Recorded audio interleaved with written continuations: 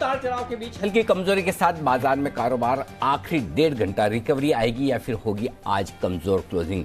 क्या करें आप और क्या करें कल की तैयारी, रहेगा फोकस इसी पर। स्वागत है आप सबका फाइनल ट्रेड में। नमस्कार, मैं हूं अनिल सिंघवी और नमस्कार, मैं हूं दीपांशु भंडारी। थोड़ा उतार चढ़ाव वाला एक्शन इंडेक्स पर जरूर है, पर ढेरों स्टॉक्स और कई सारे सेक्टर सर आज पार्टिसिपेट करते हुए दिख रहे हैं। बिल्कुल Deep, stock specific, sector specific action भरपूर है, लेकिन ऊपरी स्तरों पर जितनी मुश्किल टिके रहने में आ रही है उतनी ही निचले स्तरों से खरीदारी भी आती दिख रही है। आगे बढ़े उससे पहले बाजार के अब तक की बड़ी बातें देख ली जाए। निफ्टी 50 अंक कमजोरी के साथ इस वक्त 18,000 के ऊपर बना हुआ है।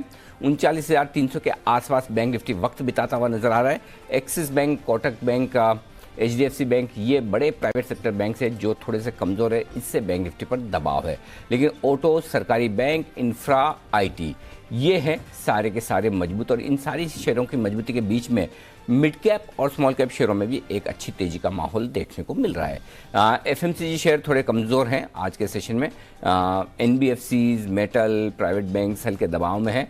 डाउ फ्यूचर्स थोड़ी सुस्ती के साथ, थोड़ी कमजोरी के साथ कारोबार करते दिख रहे हैं। सुबह से 50 से 100 पॉइंट नीचे की रेंज में डाउ फ्यूचर्स ट्रेड करते हुए नजर आ रहे हैं, और यूरोप के बाजार भी आज हल्के फुल्के कमजोरी के साथ नजर आएंगे।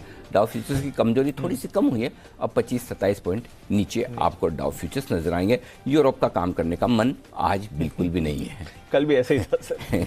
रोज ऐसे हाल, रोज ऐसे। यूरोप में तो कुछ भी नहीं हो रहा 2-3 दिनों से। अगर आप डाउ में फिर भी धीरे धीरे करके ऊपर जा रहा है, यूरोप तो एकदम एक। आज तो बड़े दिनों बाद मुझे भी सुबह वाले शो में थोड़ा ऐसा लगा कि मतलब जबरदस्ती हमसे काम करवाया जा रहा है, ऐसी फीलिंग मुझे भी आई थी आज।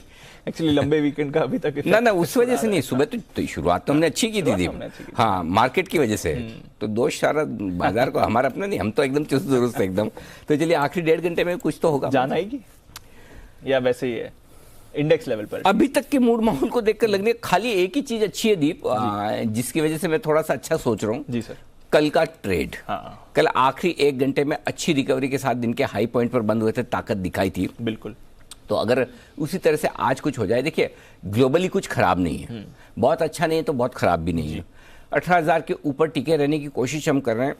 नीचे आते हैं, उसके आसपास आते हैं, खरीदारी आ जाती। तो ऐसा तो है कि थोड़ी बहुत खरीदारी तो हो ही रही है नीचे के लेवल पर, ऐसा भी नहीं कि नहीं है। तो मेरा ये समझना है 17,975, जो आज आपको याद होगा एग्रेसिव ट्रेडर्स के लिए हमने स्टॉप लॉस का लेवल दिया था, वही लेवल मेक और ब्रेक है। 17,975 तोड़ेगा तो हम खराब हो जाएंगे, और बाकी 18,000 के आसपास या उसके ऊपर बने हैं तो कोई टेंशन वाली बात बिल्कुल भी नहीं है। 18,000 के ऊपर आज किसी भी लेवल पर क्लोजिंग होती है तो भी वो अच्छी ही मानी जाएगी। बैंक निफ्टी का जहाँ तक सवाल है, 39,300 के आसपास बने हुए हैं, ठीक है। 39,300 सपोर्ट रेंज है, यहाँ पर रुक भी रहे हैं, अच्छी बात है। तो मुझे नहीं लगता कि कोई खास ऐसी दिक्कत वाली बात है। डेटा मैं थोड़ी देर में देख लेता हूँ, कोशिश ये करूंगा 2:25 पे ही आपको बता दूं, लेकिन ओवरऑल ठीक है, बैलेंस्ड मार्केट है, ना कोई बड़ी तेजी ना कोई बड़ी मंदी का मूड इस वक्त बाजार का दिख रहा है। स्टॉप लॉस भी हिट नहीं हो रहा, टारगेट भी हिट नहीं हो रहा है। क्या पता दोनों तरफ स्टॉप लॉस हिट हो रहे हो, पता नहीं। हाँ, वैसा भी है। ठीक है, तो चलिए नजर है बाजार के एक्शन पे। थोड़े सुस्ती वाला ट्रेड है, 18,000 निफ्टी होल्ड कर रहा है इस समय, और 39,300 पर बैंक निफ्टी है।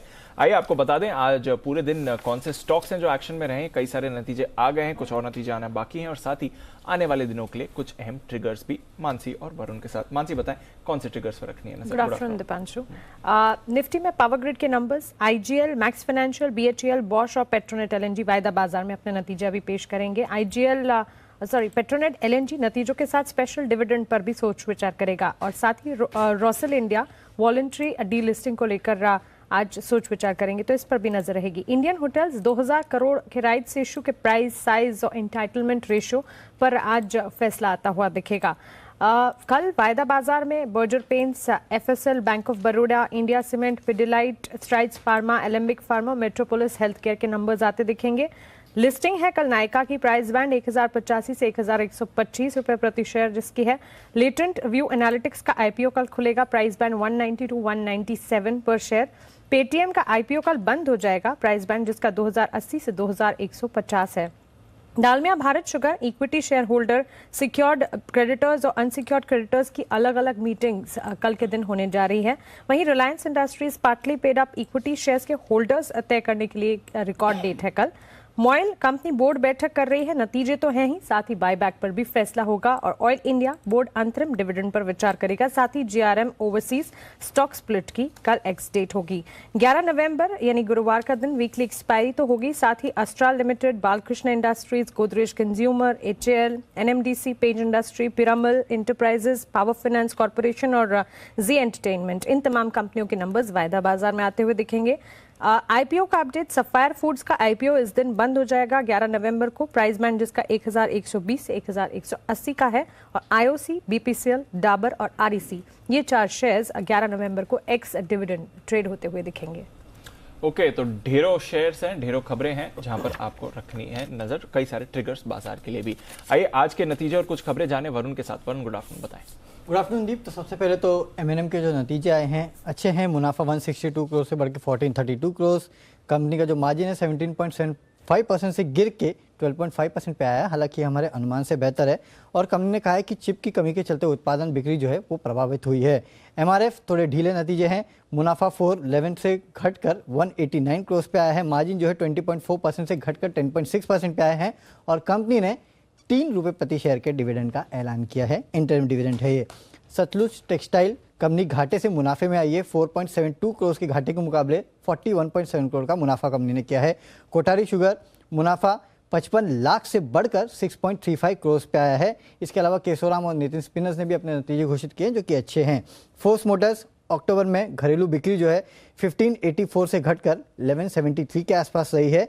टीवीएस मोटर्स, इस कंपनी ने क्लैरिफिकेशन दिया है कि ईवी कारोबार पे जो रिपोर्ट्स छपी है, फिलहाल निवेशकों के साथ कोई भी बातचीत नहीं चल रही है, इस तक क्लैरिफिकेशन टीवीएस मोटर्स ने दिया है। प्राज इंडस्ट्रीज आईओसी के साथ इसने बायोफ्यूल के लिए एक करार किया है। इरकॉन इंटरनेशनल 5142 करोड़ का ऑर्डर इस कंपनी को मिला है। इसके अलावा रॉयटर्स के हवाले से खबर आई है कि ऑयल कंपनियां अगले कुछ समय में करीब 22,000 ईवी चार्जिंग स्टेशन जो है वो लगाने वाली है। ब्लॉक डील हुई है बंधन बैंक में 20 लाख शेयर की, एसएच केलकर में 1.34 करोड़ शेयर्स की और मैक्स हेल्थ में 21.4 लाख शेयर्स के बड़े सौदे हुए हैं। ओके, तो ये हैं आपके लिए कुछ बड़े सौदे और कुछ नतीजे भी जो आपके लिए आते हुए दिख रहे हैं। हमारे गेस्ट का दमदार पैनल भी है तैयार, कुछ बेहतरीन कॉल्स भी लेंगे उनके साथ और जानेंगे कि बाजार पर इस समय क्या मोमेंटम बनाना है। हर रोज की तरह पहला बिगुल वागले साहब के लिए, वागले का वंडर।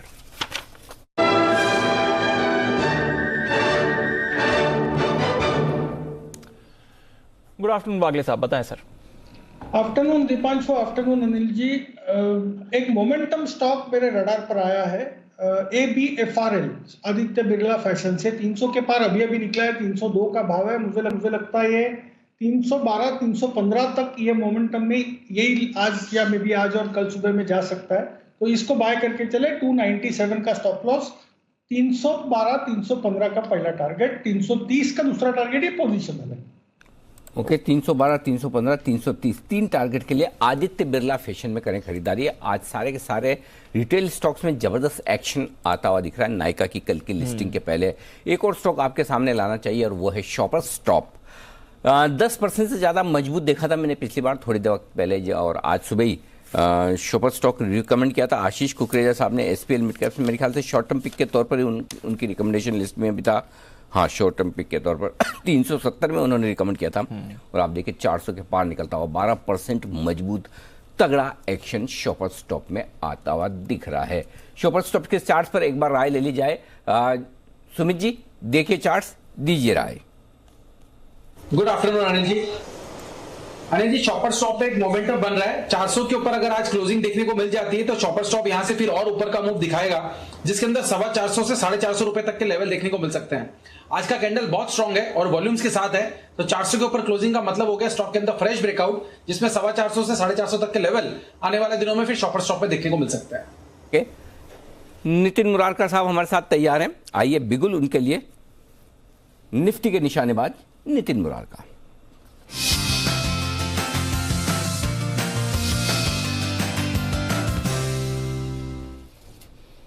स्वागत है आपका नितिन जी, बताएं सर क्या ट्रेड लेंगे इस वक्त?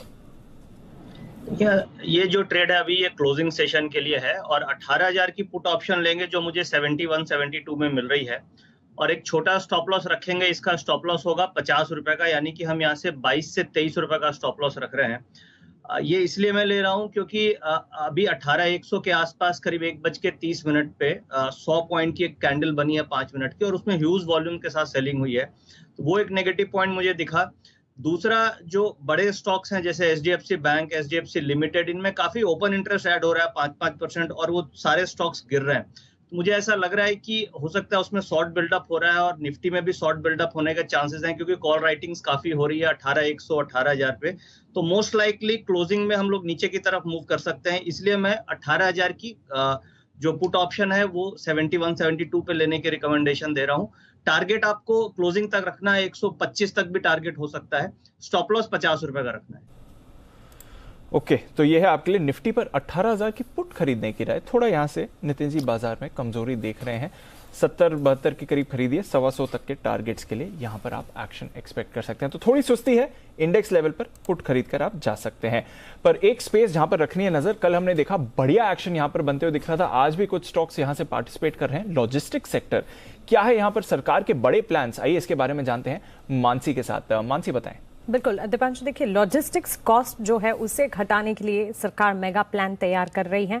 पर्टिकुलरली लॉजिस्टिक्स सेक्टर पर लगातार हम एक्शन देख रहे हैं, और अगले 5 साल में लॉजिस्टिक्स खर्च यानी कि लॉजिस्टिक्स कॉस्ट जो है 5% घटाने का अनुमान यहाँ पर आता हुआ दिख रहा है। पीयूष गोयल की तरफ से ये बयान आता हुआ हमने देखा है। और आपको बता दें, लॉजिस्टिक्स खर्च जो है 14% से सीधा घटाकर 9% लाने की योजना है, यानी कि अगले 5 साल में 5% की कटौती लॉजिस्टिक्स कॉस्ट में की जाएगी। प्रधानमंत्री गति शक्ति के चलते सेक्टर में कई बदलाव होते हुए दिखेंगे। लॉजिस्टिक्स प्लान के तहत आपको बता दें, लीड्स जो कि एक बहुत ही इंपॉर्टेंट पैरामीटर है logistics ease across different states को ध्यान में रखते हुए, इसके जो ताजा आंकड़े आते हुए दिखे हैं 2021 में इस इंडेक्स में गुजरात, हरियाणा, पंजाब का प्रदर्शन सबसे अच्छा रहा है। यानी कि ये जो राज्य है ये अपने लॉजिस्टिक्स कॉस्ट जो है उन्हें लगातार कम करने में कामयाब हुए हैं। भारत को जमीन, हवाई और जल में एक्सप्रेसवे की जरूरत होगी, और इन तमाम चीजों को ध्यान में रखते हुए इन तमाम एक्शन प्लान्स को आगे लाकर लॉजिस्टिक्स कॉस्ट को कम करने की यहाँ पर योजना होगी। लीड्स क्या है, जैसे कि मैंने बताया, बड़ा पैरामीटर लॉजिस्टिक्स कॉस्ट का प्रदर्शन मापने का ये है। वाणिज्य मंत्रालय ने 2018 में इसे लॉन्च किया था, और ताजा अगर हम डेटा देखें तो गुजरात इस पैरामीटर में लॉजिस्टिक्स कॉस्ट कम करने में सबसे आगे हैं। अब 2 चीजें हैं, एक तो डेवलपिंग कंट्रीज और एक है डेवलप्ड कंट्री। अब जो विकासशील देश हैं इनमें जो लॉजिस्टिक्स कॉस्ट के ट्रेंड की अगर हम बात करें, यानी कि डेवलपिंग कंट्रीज जीडीपी का 13 से 14% इनका लॉजिस्टिक्स कॉस्ट होता है, वहीं डेवलप्ड कंट्रीज 8 से 10% महज होता है जीडीपी का जो कि लॉजिस्टिक्स कॉस्ट होता है। अब सरकार की यही योजना है कि ये 9%, फिलहाल भारत का 13 से 14% की कैटेगरी में आ रहा है, और इसे 9% तक कम किया जाए, 14% से सीधा 9%। कैसे घटेंगे ये लॉजिस्टिक्स खर्च? राज्य सरकार पर लॉजिस्टिक्स पॉलिसी फ्रेमवर्क के गठन से अब यहाँ पर काफी हद तक सफाई देखने को मिलेगी। सिंगल विंडो क्लियरेंस सिस्टम के इस्तेमाल पर फोकस होगा, और ग्रीवेंस रिड्रेसल मैकेनिज्म तैयार किए जाएंगे। इन तमाम स्टेप्स को ध्यान में रखते हुए, स्टेप्स को फोकस करके लॉजिस्टिक्स कॉस्ट को कम करने की कोशिश होगी, जिसके चलते इन दिनों लॉजिस्टिक्स स्टॉक्स जो हैं काफी फोकस में रहेंगे। तो ये है आपके लिए लॉजिस्टिक्स स्पेस पर बढ़िया एक्शन बनते हुए दिख रहा है। और कुछ काउंटर्स हैं, गति, टीसीआई एक्सप्रेस, जहां पर हमने एक्शन पिछले कुछ दिनों में बनते हुए भी देखा है। आज भी गति का शेयर अगर आप देखें तो एक्शन में आपको आते हुए दिख रहा है। सुमित जी भी हमारे साथ तैयार है। सुमित जी गुड आफ्टरनून, जरा गति के शेयर पर डालें नजर, कल भी थोड़ा एक्शन में था, क्या राय बनती है इस चार्ट पर सर? गुड आफ्टरनून दीपांशु, गति के अंदर अच्छी गति देखने को मिल रही है। पिछले 5 दिनों में स्टॉक ने जो गति पकड़ी है 140 के लेवल से रुकने का नाम नहीं ले रही और 174 पे आ चुकी है। अब ये स्टॉक के अंदर मोमेंटम और बढ़ेगा, और 180 रुपए का लेवल इमीडिएट इसका टारगेट होगा, और 180 के ऊपर अगर क्लोजिंग मिल जाता है तो 200 रुपए तक के लेवल फिर स्टॉक के अंदर देखने को मिल सकते हैं। तो पोजीशंस होल्ड करें, ट्रेलिंग स्टॉप लॉस का यूज करें। कोई भी डिप अगर आता है 4-5 रुपए का तो लोअर लेवल्स पे खरीदारी करें। 160 का सपोर्ट है, 180 के बाद 200 तक का मूव शॉर्ट टर्म में देखने को मिल सकता है। ओके, तो ये गति का शेयर गति पकड़ेगा। लेकिन कुणाल जी, इसमें एक जो मन में जिज्ञासा आई थी मेरे, गति शब्द के इस्तेमाल को लेकर, किसी शेयर के लिए हम ये भी तो नहीं कह सकते कि ये दुर्गति को प्राप्त करेगा, गलत हो जाता। अच्छा, किसी के लिए ये भी नहीं कह सकते कि ये सदगति को प्राप्त करेगा वो भी तो फिर क्या बोले, मतलब किस शब्द का इस्तेमाल सही है? और वीर गति को अनिल जी वीर गति भी नहीं कह सकते वो भी नहीं कह सकते। सुमित जी आप ही बताओ, आप ही गति बहुत कर रहे थे, आप ही बताओ, इसका जवाब दो। अनिल जी सोचना पड़ेगा अभी। न सदगति कह सकते, न वीर गति कह सकते, न दूर गति कह सकते। सिर्फ यही कह सकते हैं ये शेयर गति को प्राप्त करेगा। अच्छा वागले साहब बता रहे हैं सर, आपसे तो हमने सोचा भी नहीं था, जवाब आपने सवाल भी सुना होगा, फिर भी आप जवाब दे रहे, बताएं सर। अनिल जी मैं ये बता नहीं रहा हूँ, मेरे पास इसका कोई उत्तर नहीं है। हाँ। लेकिन सुमित जी की गति कम हो गई ये मैं देख रहा हूँ। चलिए बढ़िया है। तो ये थी आपके लिए उन सारे शेयरों पर राय जो कि गति से संबंधित है। लॉजिस्टिक शेयर्स एक्शन में है भरपूर। आइए बढ़ते आगे, कुछ और स्टॉक्स एक्शन में रहेंगे नतीजों के लिहाज से। सितंबर तिमाही में कैसे रहेंगे आईजीएल के नतीजे? आईजीएल के नतीजे के अनुमान के साथ वरुण हमारे साथ तैयार है। वरुण, कैसे आने वाले रिजल्ट्स? अनिल जी ग्रोथ तो होगी। एक चीज बताओ इसके रिजल्ट, ये IGL, MGL, HPCL, BPCL, IOCL, Petronet, इनका अंदाज वाकई में लगा लेते हैं मतलब, या फिर अंदाज से बोलते हैं? अनिल जी कंसेंसस एस्टिमेट्स है। आई मीन क्योंकि एक रिपोर्ट नहीं देखते, कम से कम 8 से 10 जनरली एक और दो, मतलब सबसे बढ़िया और सबसे खराब में बहुत फर्क रहता है इनमें फर्क रहता है। हाँ, इनमें रहता है, बहुत फर्क रहता है इनमें। आई मीन डिविएशन बहुत रहता है, और फिर भी गैस कंपनीज में तो कम रहता है, ओएमसीज में सबसे ज्यादा। हाँ, उनमें सबसे ज्यादा होता है। तो इसके रिजल्ट्स कैसे बताएं? इसके रिजल्ट्स अनिल जी ग्रोथ तो काफी अच्छी रहेगी, क्योंकि सीएनजी पीएनजी की जो ओवरऑल डिमांड है वो काफी बेहतर रही थी। तो सीएनजी के वॉल्यूम जो है उसमें 20 से 25% के आसपास का जंप है, और पीएनजी के जो वॉल्यूम्स है उसमें करीब 5 से 10% के आसपास का जंप का अनुमान लगाया जा रहा है। और साथ ही साथ Q2 में इस कंपनी ने करीब ₹1.80 के आसपास जो सीएनजी के दाम है उनको बढ़ाया भी था। तो ये सारे फैक्टर्स जो है कुछ हद तक कंपनी को मदद करेंगे, जिसके चलते रेवेन्यू जो है 27-27% तक बढ़ेंगे, 1600 करोड़ के आसपास से आ सकते हैं। लेकिन जैसे बाकी गैस कंपनीज में आपने देखा कि मार्जिन जो थे वो प्रेशर में थे। नो डाउट इन्होंने प्राइस हाइक ली थी, लेकिन कहीं ना कहीं ऑपरेशन कॉस्ट जो है वो बढ़ा है, कहीं ना कहीं जो इनपुट कॉस्ट है वो बढ़ा है, तो उसका इंपैक्ट इन कंपनीज पे हुआ है। इसके लिए मार्जिन जो है थोड़े यहाँ भी गिरेंगे, 30.3% से गिर के 29.4%। लेकिन क्योंकि ग्रोथ अच्छी है तो मुनाफा बढ़ेगा 31%, 320 करोड़ के आसपास से आ सकता है। यानी कि ग्रोथ अच्छी रहेगी, ऑपरेशन परफॉर्मेंस थोड़ा कमजोर। ओके, तो ये है आपके लिए आईजीएल पर राय। इस वक्त नतीजों के लिहाज से स्टॉक हल्की मजबूती के साथ ट्रेड करता हुआ दिख रहा है इस कमजोर बाजार में। बंसल जी, आईजीएल के चार्ट पर दीजिए अपनी राय।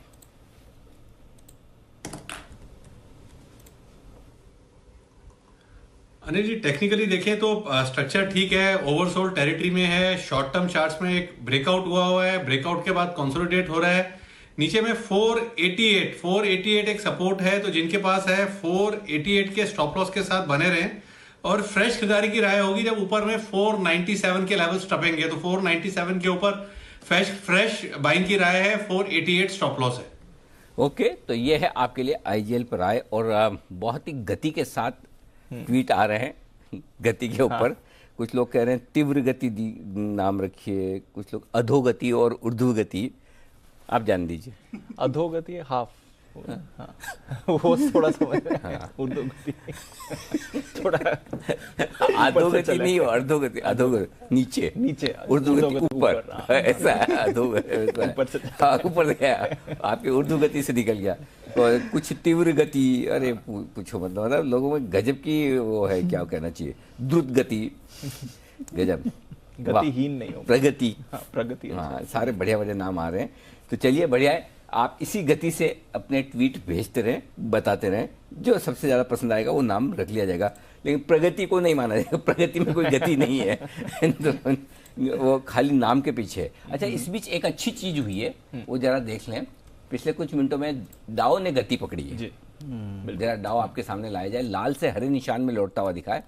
भले ही 3 पॉइंट ही सही आया तो है ना, 100 पॉइंट नीचे था, 100 पॉइंट नीचे था। तो 100 पॉइंट नीचे होने के बाद ये आपको हरे निशान में नजर आएगा। अब इस वक्त तो थोड़ी सी रिकवरी, हल्की फुल्की, ज्यादा नहीं, हल्की फुल्की रिकवरी इस वक्त दिख रही है आपको। इसको क्या हुआ? किसका सर? Vodafone idea. वोडाफोन 6% ऊपर। हम तो परसेंट ही बोलेंगे, पैसे में अच्छा नहीं लगता है, पैसे बोलना अच्छा नहीं लगता। 6% ऊपर। बंसल जी, आपका पसंदीदा शेयर आइडिया बताएं सर। देखिए अनिल जी, ये गलत बात है अनिल जी, पसंदीदा नहीं है मेरा ऐसा कि जब भी वोडाफोन यूएसएल आए तो मेरे को आपने इन सब स्टॉक्स का ब्रांड एम्बेसडर बना दिया। क्वालिटी अनिल जी सिर्फ यूबीएल और यूएसएल के अंदर है। वोडाफोन के अंदर एक ब्रेकआउट देखने को मिला है अनिल जी, वोडाफोन के अंदर एक ब्रेकआउट देखने को मिला है। ₹10.20 के ऊपर एक ब्रेकआउट देखने को मिला है और टेक्निकली ये स्टॉक ₹11.60 ₹11.70 तक जाने का पोटेंशियल रखता है। और अनिल जी, अब आपने मौका दिया तो एक सवाल अनिल जी आपसे भी है, जब भी अनिल जी समय हो पोल कराइएगा अनिल जी। जैसे आज सुबह सिरानी जी आए थे, वो यूबीएल को यूएसएल को उसको रेडिको को रिकमेंड कर रहे थे और यूएसएल के साथ फंडामेंटल कंपेयर कर रहे थे। तो मेरा अनिल जी सवाल है सिदानी जी के लिए कि जब कभी वो दिल्ली आए और मैं अगर उनको होस्ट कर रहा हूं तो will he prefer Radico product और विल ही प्रिफर मैकडॉवेल्स प्रोडक्ट? तो अनिल जी ये कंपैरिजन गलत है, ये कंपैरिजन अनिल जी सरासर गलत है अनिल जी। अरे ऐसा थोड़ी डॉक्टर जो दवाई दूसरों के लिए लिखता है वही खाता है, ऐसा थोड़ी कौन सी किताब मिलेगा हलवाई जो मिठाई बना रहा है अपने आप वो वही वाली खाएगा, पास वाली दुकान से नहीं खाएगा। अरे अपनी अपनी चॉइस है, वो आप 1-on-1 सेटल कीजिएगा एकदम बिल्कुल भी कौन सा हो सकता है वो टीटर्टलर ही हो। टाटा कंज्यूमर का प्रोडक्ट, टाटा कंज्यूमर के प्रोडक्ट्स भी यूज करते हैं। तो चलिए ये है आपके लिए एक्शन पूरा का पूरा आज के सेशन है। आइडिया एकमात्र आइडिया 50 से नीचे का स्टॉक है जो सुमित जी रिकमेंड नहीं करते। हाँ बराबर है, करेक्ट। बाकी लगभग सारे 50 के नीचे के स्टॉक सुमित जी की रिकमेंडेशन लिस्ट में आ ही जाते हैं। वागले साहब की रिकमेंडेशन लिस्ट में एक स्टॉक बार बार आता है आजकल, जिससे वागले साहब थोड़े से मुंह चुराते हुए दिखते हैं मुझे। कौन सा सर? ज्यादा देखते नहीं है, देखते नजर फेर लेते हैं। आईबुल हाउसिंग। हाँ। वागले साहब आज तो देख लो, कम से कम 5-6% आप ही के लिए चला है ये। अनिल जी आज तो चला है बट अभी 250 का रेजिस्टेंस है, तो ट्रेड सेटअप यहाँ पर नहीं बैठेगा। एक्चुअली ये 242, 243 सही लेवल था लेने का। अभी मॉर्निंग में इतने मोमेंटम दिखाई नहीं दिया मुझे, लेकिन मुझे लगता है ये 265 तक पोजिशनली जाएगा। हल्की सी गिरावट आती है, मे बी 243, 244 यहाँ पर बाय करें 239 के स्टॉप लॉस से। मुझे लगता है ये 265 तक जाने के लिए 2 से 3 दिन में तैयार है। ओके तो आईबी हाउसिंग नजर रखिए इस पर, रैली के लिए हो रहा है तैयार और मोमेंटम में भी आते हुए दिख रहा है। आज भी अच्छी तेजी बन रही है इस पर। आइए एक बिगुल चार्ट कॉर्नर का राकेश जी कुणाल जी के लिए।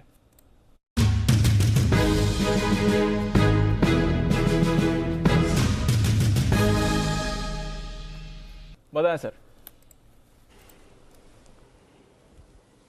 देखिए दिवांजू, ये जो स्टॉक है ये एक परफेक्ट कैंडिडेट है फ्रेश लॉन्ग्स का, और यहाँ पर एक पैटर्न बन रहा है बियर ट्रैप पैटर्न, और ये स्टॉक बड़ी तेजी से गोली हो सकता है, इसको मिस नहीं करना चाहिए। एक तो पॉजिटिव क्रॉसओवर है लीडिंग और लैगिंग इंडिकेटर्स पर, साथ में ब्रेकआउट है, स्टॉक है एनएमडीसी, बिल्कुल मिस नहीं करना चाहिए। Over to Kunal ji. देखिए डेली चार्ट्स पर दीपांशु पैटर्न बना है जिसको inverted head and shoulder pattern कहते हैं। बिल्कुल copy book inverted head and shoulder pattern का ब्रेकआउट स्टॉक में आता हुआ दिख रहा है, तो एनएमडीसी बाय करके चलने की राय है। जो ब्रेकआउट का स्तर है उससे थोड़ा सा नीचे एक स्टॉप लॉस रखें, 146 रुपए पर 146 रुपीज पर स्टॉप लॉस रखें, 2 रुपए नीचे बाय करें। पहला टारगेट होगा 154 रुपए का, इवेंचुअल टारगेट होगा 156 रुपए 50 पैसे का। 156 हाफ के लक्ष्य के लिए एनएमडीसी में खरीदारी कराए। ओके तो ये है आपके लिए एनएमडीसी जिस पर आपको करके चलनी है खरीदारी। बढ़िया मोमेंटम में आ रहा है। नजर रखिए इस काउंटर पर भी आपको तेजी बनती हुई दिखेगी। नजर रखिए कुछ और काउंटर्स पर भी। एनसीसी इसके नतीजे आने वाले हैं। आई थिंक इसके नतीजे आते हुए आपको दिख रहे हैं, थोड़ी देर में हम आपके लिए फ्लैश भी करेंगे, बट वहां पर भी थोड़ा मोमेंटम आपको बनते हुए दिखेगा।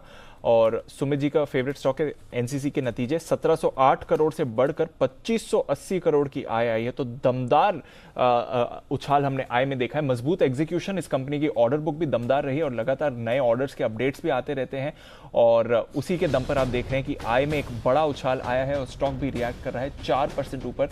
मुनाफा भी हम देख रहे हैं अच्छी बढ़त के साथ, मुनाफा 70 करोड़ से बढ़कर मुनाफा 122 करोड़ का आपको आते हुए दिखा है। तो एनसीसी बढ़िया नतीजे सर। कामकाजी मुनाफा 232 करोड़ से बढ़कर 266 करोड़ आया है। जबरदस्त सर। हाँ ये है आपके लिए। लेकिन मार्जिन घटे हैं, वो तो 13.5% से 10.25%। मार्जिन घटने की कहानी तो आजकल कॉमन हो गई है। मार्जिन कम हुए हैं लेकिन बाकी सब पैरामीटर पर एनसीसी परफेक्ट है। सुमित जी से पूछें जी उनके रेडार पे। हाँ। सुमित जी बताएं सर एनसीसी। दीपांशु, बहुत दिनों के बाद स्टॉक में मोमेंटम बना है और आज स्टॉक में 200 डीएमए लेवल्स ब्रेक हो रहे हैं, तो ऐसा लग रहा है कि अगर आज 200 डीएमए के लेवल्स के ऊपर क्लोजिंग आ गई तो स्टॉक फिर आने वाले दिनों में मूव दिखा सकता है। स्टॉक का इमीडिएट ऊपर में टारगेट बनेगा 87-88 का, और 88 रुपए का लेवल अगर एक बार ऊपर में टूट जाता है और क्लोजिंग बेसिस पे ब्रेकआउट मिलता है तो फिर स्टॉक ऊपर में 95 रुपए से लेके 98 रुपए तक के लेवल पोजिशनली दिखा सकता है। तो मेरे को लग रहा है कि आज ब्रेकआउट आ रहा है, पोजीशंस होल्ड करें, नीचे में ट्रेलिंग स्टॉप लॉस का यूज करें 76, 77 के आसपास। पहला टारगेट 88, दूसरा टारगेट 98। 98 के लेवल्स आपको एनसीसी पर आते हुए दिखेंगे। और आज नजर रखिए इकोनॉमी से जुड़े सेक्टर्स में आज ज्यादा आपको एक्शन दिख रहा है। Capital good stocks, defence stocks, infra stocks, यहीं पर आपको बढ़िया एक्शन बनते हुए दिखा है। एलएनटी भी हम देख रहे थे सुबह लीड कर रहा था, सीमेंस में आपको एक बढ़िया उछाल आते हुए दिखा है और अभी एनसीसी के नतीजे भी दमदार आते हुए दिखे हैं। बीएचईएल के नतीजों का आज है इंतजार, थोड़ी देर में वरुण से भी जानेंगे कैसे रहेंगे बीएचईएल के नतीजे। पर आइए तब तक चोपड़ा साहब भी हमारे साथ जुड़ रहे हैं। और चोपड़ा साहब, इकोनॉमी से जुड़े stocks, infra, cap goods, focus यहां पर थोड़ा ज्यादा बढ़ते हुए दिख रहा है। एलएनटी भी पिछले कुछ दिनों से अच्छा परफॉर्म कर रहा है, क्या चल रहा है सर? और कोई स्टॉक इस स्पेस से जो आपको पसंद हो? देखिए, मैंने दीप ये बार बार बोला है, कई महीनों से बोल रहा हूँ कि मुझे लगता है कि जिस प्रकार का अनएम्प्लॉयमेंट है उसको काउंटर करने के लिए इंफ्रास्ट्रक्चर में स्पेंडिंग बढ़ेगी और इंफ्रा में काफी एक्शन देखने को मिलेगा। हमने देखा भी कि पूरे के पूरे जो हाईवेज हैं, निर्मला सीतारमण जी ने प्रेस कॉन्फ्रेंस किया था 2-3 महीना पहले और वो उन्होंने उसको मोनेटाइज करने के लिए जो कदम उठाए हैं। और मोदी जी ने भी कहा कि हम बहुत सारे इंफ्रास्ट्रक्चर प्रोजेक्ट्स को टेकअप करेंगे। आने वाले बजट में मुझे लगता है काफी इंफ्रा स्पेंडिंग के ऊपर फोकस किया जाएगा। तो जो भी अग्रणी कंपनीज हैं, चाहे वो दिलीप बिल्डकॉन हो, अशोका बिल्डकॉन हो, एनसीसी बहुत अच्छा रिजल्ट्स आए और एनसीसी मुझे बहुत अच्छा लगता है और संभावना है कि ये आपको 100 के ऊपर जाता हुआ दिखे। एलएनटी है, साथ में जो सीमेंट कंपनीज हैं वो भी बहुत अच्छा करना चाहिए, चाहे वो ग्रासिम हो, एसीसी हो, अल्ट्राटेक हो, जेके लक्ष्मी हो, डालमिया भारत हो। तो ये सारी जो अग्रणी सीमेंट कंपनीज हैं और जो कैपिटल गुड्स कंपनीज हैं और जो इंफ्रा स्पेस में कंपनीज इन्वॉल्व हैं, जो मैंने कई नाम लिए अभी, वो सब अच्छा करना चाहिए। और मुझे लगता है कि कम से कम भी इसको 6 महीने के पर्सपेक्टिव से देखना चाहिए। कोई ये फटाफट इसमें से निकलने की कोई आवश्यकता नहीं है। मुझे लगता है कि अच्छी प्री बजट रैली देखने को मिलेगी इन इंफ्रा कंपनीज में। और नो डाउट जो ये लीडर है जो पैक का एलएनटी, वो लीड करेगा, क्योंकि जो बहुत सालों से कहीं ना कहीं एक रेंज में था और अब अपनी रेंज तोड़ के आगे निकल रहा है। तो मुझे लगता है कि इंफ्रा स्पेस बहुत इंटरेस्टिंग होगा देखने के लिए, साथ में सीमेंट भी मुझे बहुत अच्छा लगता है। बिल्कुल, तो ये है आपके लिए इंफ्रा और सीमेंट में खरीदारी करेंगे। जो आपने बताया ना चोपड़ा साहब की, मैंने बार बार पहले भी कई बार बताया है, फिर बताया, तो हमारे ये सब स्टूडेंट ही ऐसे ही है इस क्लास में। इनके बचपन में भी भले वरुण ले लो, दीप ले लो, क्लास में वो हमेशा होमवर्क ऐसे मिलता था, टीचर कहती थी I will not talk in the class, I will not talk, इसको 100 बार लिखो। तो आपने तो अभी 5-7 बार ही बताया है, थोड़ा और है। अच्छा भाई, अच्छा इससे याद आया बच्चों से, 14 नवंबर तो आ रहा है, बाल दिवस। संडे को है ना? संडे को, हाँ संडे। अरे तो इतना बढ़िया मौका है, मस्ती की पाठशाला होनी चाहिए, करना चाहिए। बहुत टाइम हो गया वैसे। 100% सर। क्या ख्याल है कुणाल जी?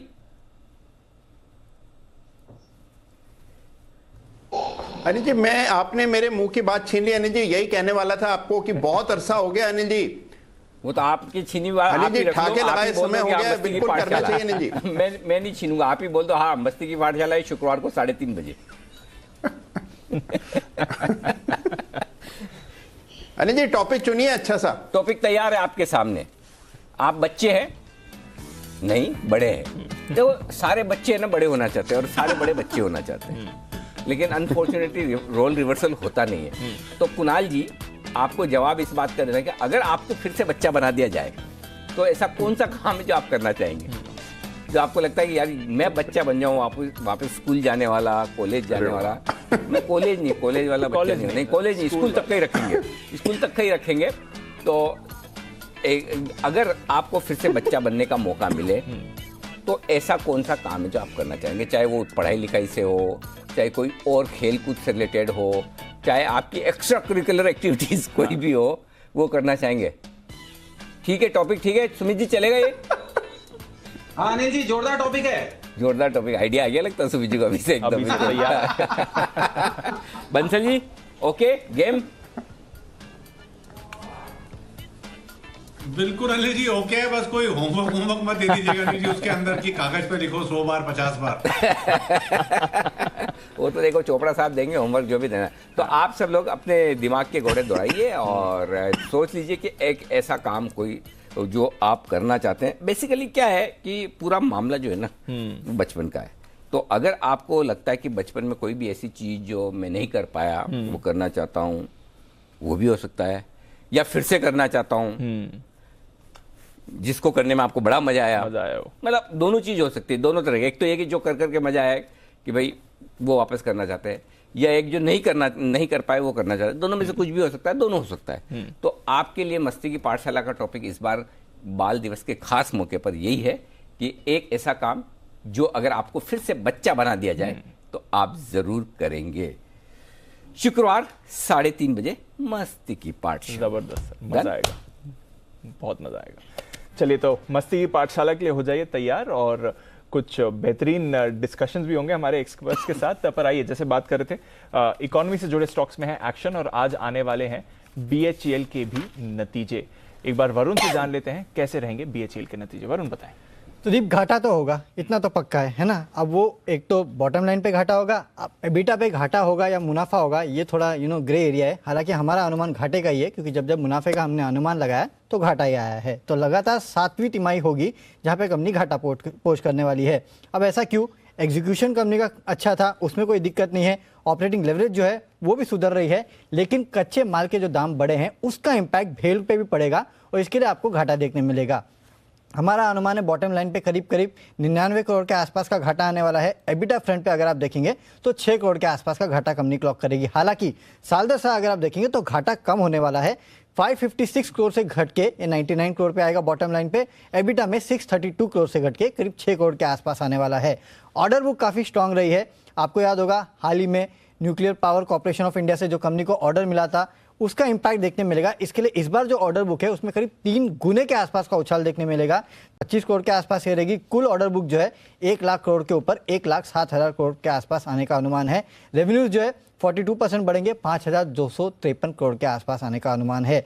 तो नतीजे अगर आप ग्रोथ के लिहाज से देखेंगे तो वो अच्छे हैं, रेवेन्यूज बढ़ेंगे, लेकिन फिर से एक बार एबिटा फ्रंट पे और बॉटम लाइन में कंपनी घाटा करने वाली है। तो लगातार 7वीं बार घाटा होने वाला है, पर देखते हैं शायद कोई पॉजिटिव सरप्राइज आ जाए, शायद थोड़े और बेटर ऑपरेशनल परफॉर्मेंस की वजह से मुनाफा भी आ जाए कामकाजी तौर पर देखना पड़ेगा BHEL पर इस बीच अनिल जी की तरफ से एक दमदार कॉल है तैयार, बिगुल कल के 2000।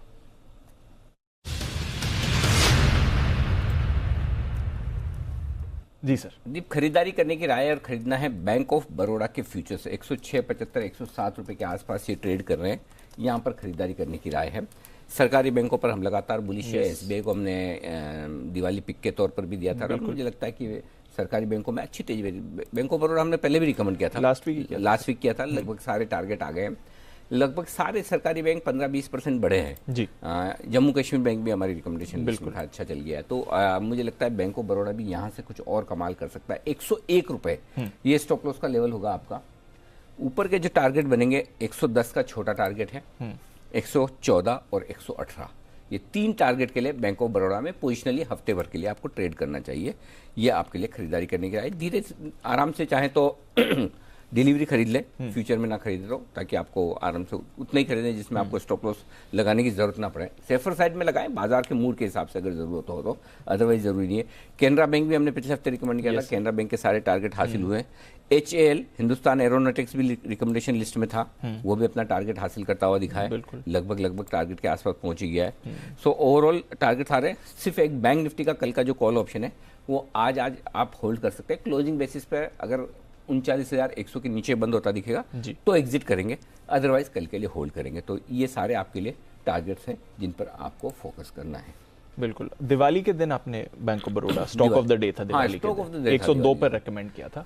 108 का टारगेट था वो, जो ऑलमोस्ट आने की तैयारी में है, और अब जो फ्रेश आप टारगेट दे रहे हैं 110, 114 और 118। चलिए, तो बैंक ऑफ बड़ौदा, इस पर आपको रखना है भरोसा, एक्शन में आ रहा है। थोड़ी देर में अनिल जी से स्ट्रैटेजी भी लेंगे बाजार की, बल्कि स्ट्रैटेजी ले ही लेते हैं सर, और सेठी साहब भी जुड़े हैं। पहले सेठी साहब तो पूछ लेते हैं सेठी साहब से, कोई दिक्कत। चलिए आइए, तो स्वागत करते हैं सदाबहार सेठी साहब के शॉर्ट टर्म पिक्स का।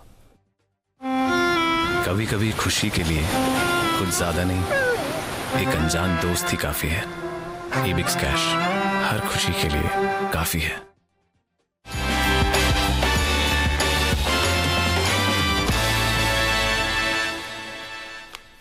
सेठी साहब सुस्वागतम। बताएं सर, क्या है इरादा पहली पिक आज की? गुड आफ्टरनून अनिल जी, good afternoon Deepanshu. Anil ji, 2 stocks, दोनों कैश मार्केट के, दोनों में खरीदारी करनी है। और जो आज का पहला स्टॉक है Anil ji, mid cap IT stock है। एक चीज बताइए, वो मिड कैप IT में है, आपने 2-3 दिन पहले ये KPIT रिकमेंड किया था ना, शायद SPL में किया था। हाँ बिल्कुल अनिल जी, ये जो KPIT प्लस आपके जो भी ये R सिस्टम फिर आपके सिग्निटी, इक्लर्क्स, बिरला सॉफ्ट, सोनाटा, मतलब सभी स्टॉक पिछले 15-20 दिन में रिकमेंड किए और रिजल्ट के आसपास ही। हाँ। तो सब में धुआंधार तेजी हुई अनिल जी। ये जो सारे बताए आपने आपके स्टॉक, ये सारे मेरे ही हैं।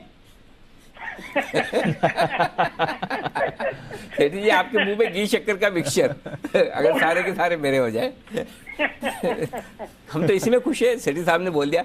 बताएं सर अब आज की पहली पिक। हाँ बिल्कुल अनिल जी, एक स्मॉल कैप आईटी स्टॉक है, अभी प्राइस चल रहा है इसका 126 रुपया। स्टॉक का नाम है ट्राइजिन टेक्नोलॉजीज, जो कि अभी कंपनी का मार्केट कैप है सिर्फ 385 करोड़ का। ये कंपनी आईटी सर्विसेज प्रोवाइड करती है, जैसे artificial intelligence, internet of things और स्मार्ट सिटी सर्वेलेंसेस, ये सब फील्ड में कारोबार करती है, जहाँ पे ट्रिमेंडस अपॉर्चुनिटीज है। कंपनी 25 देशों में काम करती है और फॉर्च्यून 500 कंपनीज भी कई सारी है जो कि कंपनी के क्लाइंट है। इसके अलावा फंडामेंटली एक सॉलिड कंपनी है, जो कि आप अगर जून क्वार्टर के नतीजे देखेंगे तो 14 करोड़ का पैट था, जो कि मार्च क्वार्टर में 12 करोड़ था। तो क्यू अच्छी ग्रोथ दर्ज की। एक zero debt company, return ratios अच्छे हैं। पैट का कैगर है अराउंड 25-25.5% का पिछले 3 साल का। और बाकी अनिल जी इसके नतीजे आने वाले हैं परसों नहीं, आज 9 तारीख है ना, हाँ 11 तारीख को। तो परसों नतीजे आने वाले हैं। मुझे लगता है नतीजे इस बार भी बहुत अच्छे रहने चाहिए, जिस तरह से बाकी भी आईटी कंपनीज ने परफॉर्म किया। मुझे लगता है इस स्टॉक को करंट लेवल पे खरीदना चाहिए। मेरा इसमें शॉर्ट टर्म का टारगेट है 140 रुपए का, स्टॉप लॉस रखना है 120 रुपए का। इसका टारगेट 120 के स्टॉप लॉस के साथ करें खरीदारी। ट्राइजिन टेक वो 136 तो पहुंचेगी आपकी बात करते करते। 126 से 136 की यात्रा 10 रुपए की यात्रा 2 मिनटों में पूरी करता हुआ ये शेयर। बताएं सर दूसरा शेयर। दूसरा स्टॉक अनिल जी मेरा एक ये भी पसंदीदा सेक्टर से स्टॉक है। मुझे जिस तरह से एक तेजी चल रही है रियल एस्टेट स्टॉक्स में, तो रियल एस्टेट से रिलेटेड जो सेक्टर है वो बहुत अच्छा लगता है, जैसे बिल्डिंग मटेरियल्स है, फिर आपके किचन अप्लायंसेज मैंने क्रिसिल और स्टॉकक्राफ्ट रिकमेंड करे, बहुत ही दमदार परफॉर्मेंस दिया है। तो ये जो स्टॉक है, स्टॉक का नाम है एवरेस्ट इंडस्ट्रीज, जो कि अभी 440 के लेवल पे ट्रेड करता है। ये बिल्डिंग प्रोडक्ट्स में एक लीडिंग कंपनी है और इसके अलावा प्री इंजीनियर्ड स्टील सेगमेंट में भी काम करती है। कंपनी का एक जबरदस्त 7000 डीलर्स का इंडिया वाइड डिस्ट्रीब्यूशन नेटवर्क है। 1 लाख गाँव में और 600 शहरों में इनके प्रोडक्ट्स उपलब्ध है। बाकी अनिल इनके जो प्रोडक्ट्स है मेनली एस्बेस्टस शीट्स के लिए तो लीडर है, उसके अलावा बोर्ड्स और पैनल्स भी बनाती है। जून क्वार्टर बहुत ही दमदार था, 20 करोड़ का पैट था, जो कि मार्च क्वार्टर में 12 करोड़ के सामने बहुत अच्छी ग्रोथ दर्ज की। प्रोमोटर्स की अच्छी खासी 51% की हिस्सेदारी, कुछ भी प्लेज नहीं है। बाकी अनिल जी रिटर्न रेशियोज बहुत अच्छे हैं। एक नेग्लिजिबल डेट 0.04 का डेट इक्विटी रेशियो है। इस स्टॉक को भी ये जो 440 के लेवल पे खरीदारी करनी है, 460 का शॉर्ट टर्म टारगेट, 430 का स्टॉप लॉस। ओके तो ये है आपके लिए एवरेस्ट इंडस्ट्रीज। तो 2 बेहतरीन कैश कॉल सेठी साहब की तरफ से, ट्राइजिन टेक और एवरेस्ट इंडस्ट्रीज, यहां पर करके चलें खरीदारी, जैसा सेठी साहब आपके लिए कह रहे हैं। शुक्रिया सर हमारे साथ जुड़ने के लिए। सेठी साहब एवरेस्ट पर टारगेट रिवाइज करें सर, क्योंकि 460 का टारगेट है, 456 पर तो ऑलरेडी स्टॉक आ गया है सर। दोनों टारगेट के पास दोनों हाँ अनिल जी, वो ट्राइजिन में तो शायद सर्किट लग गया, 136 का ऊपर जा नहीं रहा, मतलब सर्किट लग गया। और एवरेस्ट जो है वो भी अनिल जी इसको 475 तक के टारगेट के लिए पे करना चाहिए। इसके भी अच्छा इसके रिजल्ट है कल, तो कल इसके भी नतीजे और मैं एक्सपेक्ट कर रहा हूँ नतीजे अच्छे रहेंगे। जैसे हमने ये जितनी भी बाकी बिल्डिंग मटेरियल कंपनी जैसे पोकरना के हाल ही में नतीजे देखे, बहुत ही दमदार थे। मुझे लगता है और उसी तरीके से ये भी आउट परफॉर्म करेगा, बाजार की उम्मीदों से बेहतर नतीजे होंगे, तो हम bullish on the stock. Results पर गहरी पकड़ रखते हैं सेठी साहब, पूरा रिसर्च कर बैलेंस शीट और सारे डेटा देखकर बताते हैं कि किन कंपनियों में अच्छे नतीजे आ सकते हैं और उनमें एक एक्शन पूरा होता हुआ दिख रहा है इस वक्त। चलिए तो ये है आपके लिए स्टॉक्स जहां पर एक्शन आपके लिए बनता दिखेगा। बिल्कुल, तो भरपूर एक्शन है स्टॉक्स में, पर इंडेक्स पर क्या करना है, डेटा क्या कह रहा है, आइए मार्केट स्ट्रैटेजी जानते हैं अनिल जी के साथ।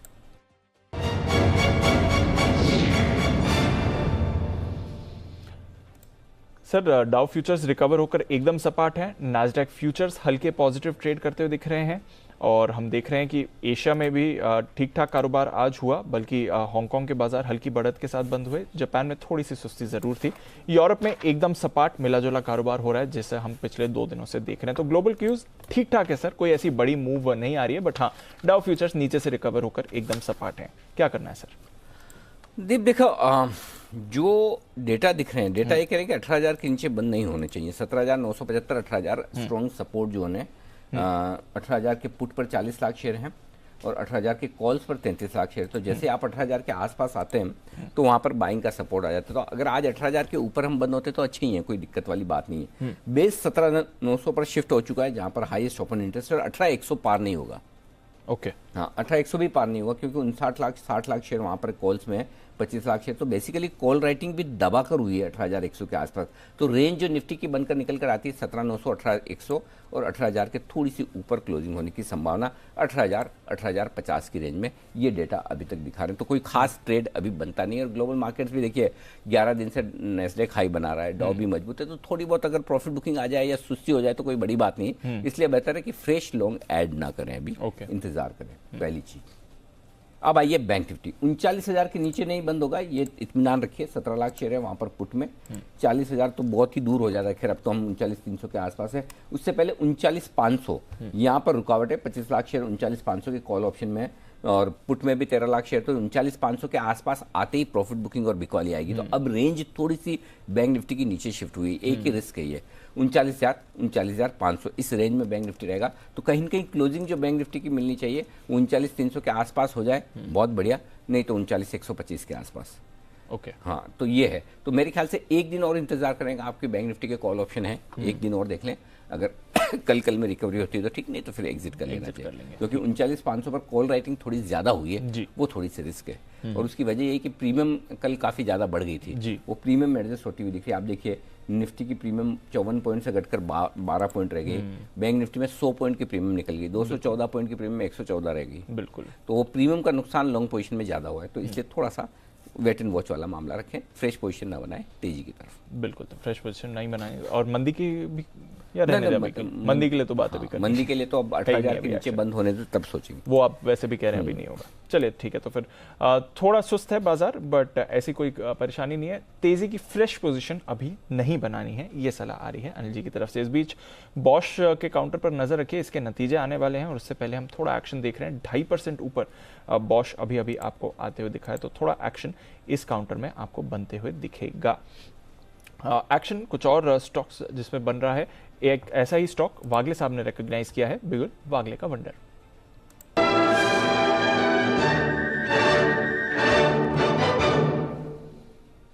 बताएं सर। दीपांशु, जी एंटरटेनमेंट में एक ब्रेकआउट आया है 320 के पार, जैसे ही निकला अभी 324, 325 है। मुझे इसमें एक बड़ी मूव दिखती है। मेरा 360 का 2 से 3 दिनों का टारगेट है और आपको स्टॉप लॉस एकदम क्लोज लेना होगा 317, 318 का, 320 के नीचे अभी 325 है, यहाँ पर भी कंफर्टेबली एंट्री करें। मुझे लगता है 351 का पहला टारगेट, 360 का दूसरा टारगेट। और अगर आप 2 से 3 महीने या 3 से 4 महीने के व्यू लेंगे तो इसमें एक वीकली पैटर्न इसमें बहुत ही बढ़िया बन रहा है। तो मुझे ये 400, 410 के आसपास जाते हुए दिखता है। तो कुछ ना कुछ एक मेजर शिफ्ट इसमें दिख रहा है। आई थिंक एक मूव होने के बाद कंसोलिडेशन हुआ और एक फ्रेश मूव की शुरुआत। 800, 410 सही सुना मैंने वागले साहब? अनिल जी 3 से 4 महीने या टाइम वाइज मैं कह नहीं सकता, बट बिल्कुल पैटर्न यही सजेस्ट कर रहा है। अरे सर, टाइम तो आप कितना ही लगाओ, टाइम का कोई प्रॉब्लम नहीं है। भाव बढ़ते रहे तब तक टाइम किसी को याद नहीं आता। टाइम तो तभी आता था जब भाव ना बढ़े। तो बड़े बड़े टारगेट वागले साहब की तरफ से आते हुए दिख रहे हैं। जी एंटरटेनमेंट में यहाँ पर खरीदारी करने की राय। 11 तारीख को नतीजे भी हैं, 11 कल परसों। तो थोड़ा एक्शन में, नतीजों के दम पर हम देख रहे हैं कई सारे स्टॉक्स हैं जो आपको एक्शन में आते हुए दिखेंगे। तो नजर रखिए, जहां तक सवाल है जी एंटरटेनमेंट का, नजर रखिए KRBL पर भी। आई थिंक आज सुबह इसके नतीजों पर भी हम एक्शन देख रहे थे, कुछ खबरें भी थी और कुछ और भी एक्शन आ रहा है ईरान के राइस इंपोर्ट्स को लेकर, जिसकी वजह से ऐसे स्टॉक्स फोकस में आ रहे हैं। तो नजर रखिए, थोड़ा मूव यहाँ पर आपको आते हुए दिख रहा है। पर कुछ और स्टॉक्स जहाँ पर आपको रखनी है नजर, एक बेहतरीन पिक राकेश जी कुणाल जी की तरफ से, कल का काम आज ही करने को तैयार, बिगुल पिक ऑफ द डे का।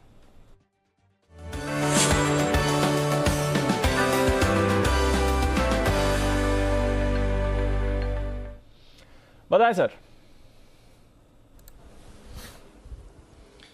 दीपांशु, हमारा भी पिक जी एंटरटेनमेंट है, वागले जी के साथ है। बड़ा रिवर्सल यहां देखने को मिल रहा है और जो वागले जी ने 400 प्लस के टारगेट दिए उस तरफ जी एंटरटेनमेंट जा रहा है। तो जी एंटरटेनमेंट है हमारा pick of the day. Over to Kunal ji. देखिए एक बहुत बड़े कंसोलिडेशन का ब्रेकआउट यहां पर आता हुआ दिख रहा है। दीपांशु पूरी तरह सहमत हैं और पिक ऑफ द डे में इसको ले रहे हैं। यहां पर एक स्टॉप लॉस रखना है 322 रुपए पर, 322 के स्टॉप लॉस से बाय करें। पहला टारगेट होगा 338 रुपए का, 338 का, और दूसरा टारगेट 345 रुपए का, 345 का।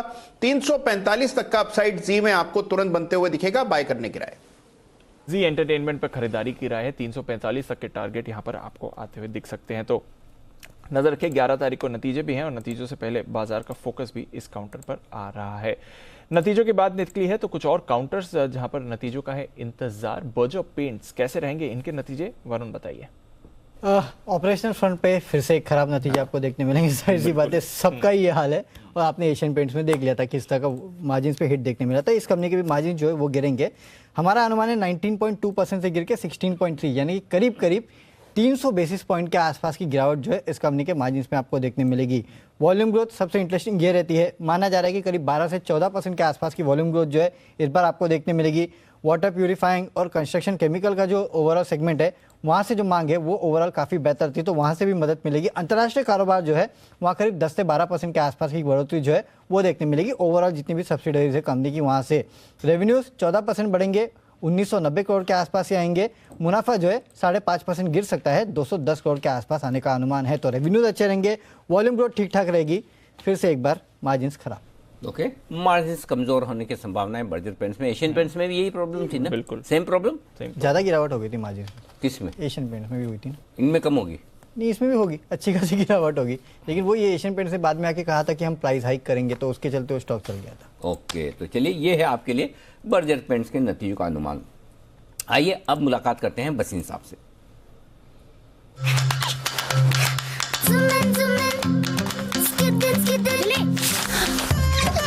एबिक्स कैश हर खुशी के लिए काफी है।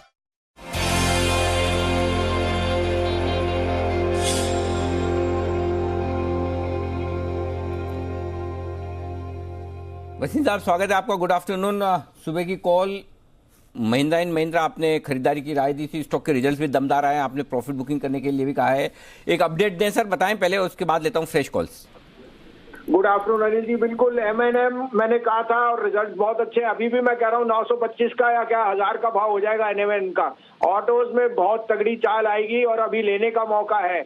अब आज के रिजल्ट्स में ट्रेडर ने प्रॉफिट बुक करा दिया, इसलिए सुबह ही समझाया था ट्रेडर और इन्वेस्टर में फर्क है। ट्रेडर 2, 2.5, 3% जहां मिले उसे बुक करना है, बिकॉज मार्केट वॉलेटाइल है। दूसरी मेरी कॉल थी, मैं आपको अपडेट दे दूं, बैंक ऑफ बड़ौदा 7.5 रुपए का टारगेट दिया था 2 दिन पहले, वो हिट हो चुका है। कई दिनों से मैंने अंडर परफॉर्मर शेयर बॉश पकड़ा था 13, 13.5 में और 23,000 का टारगेट था, आज उसने न्यू हाई मांग रहा है।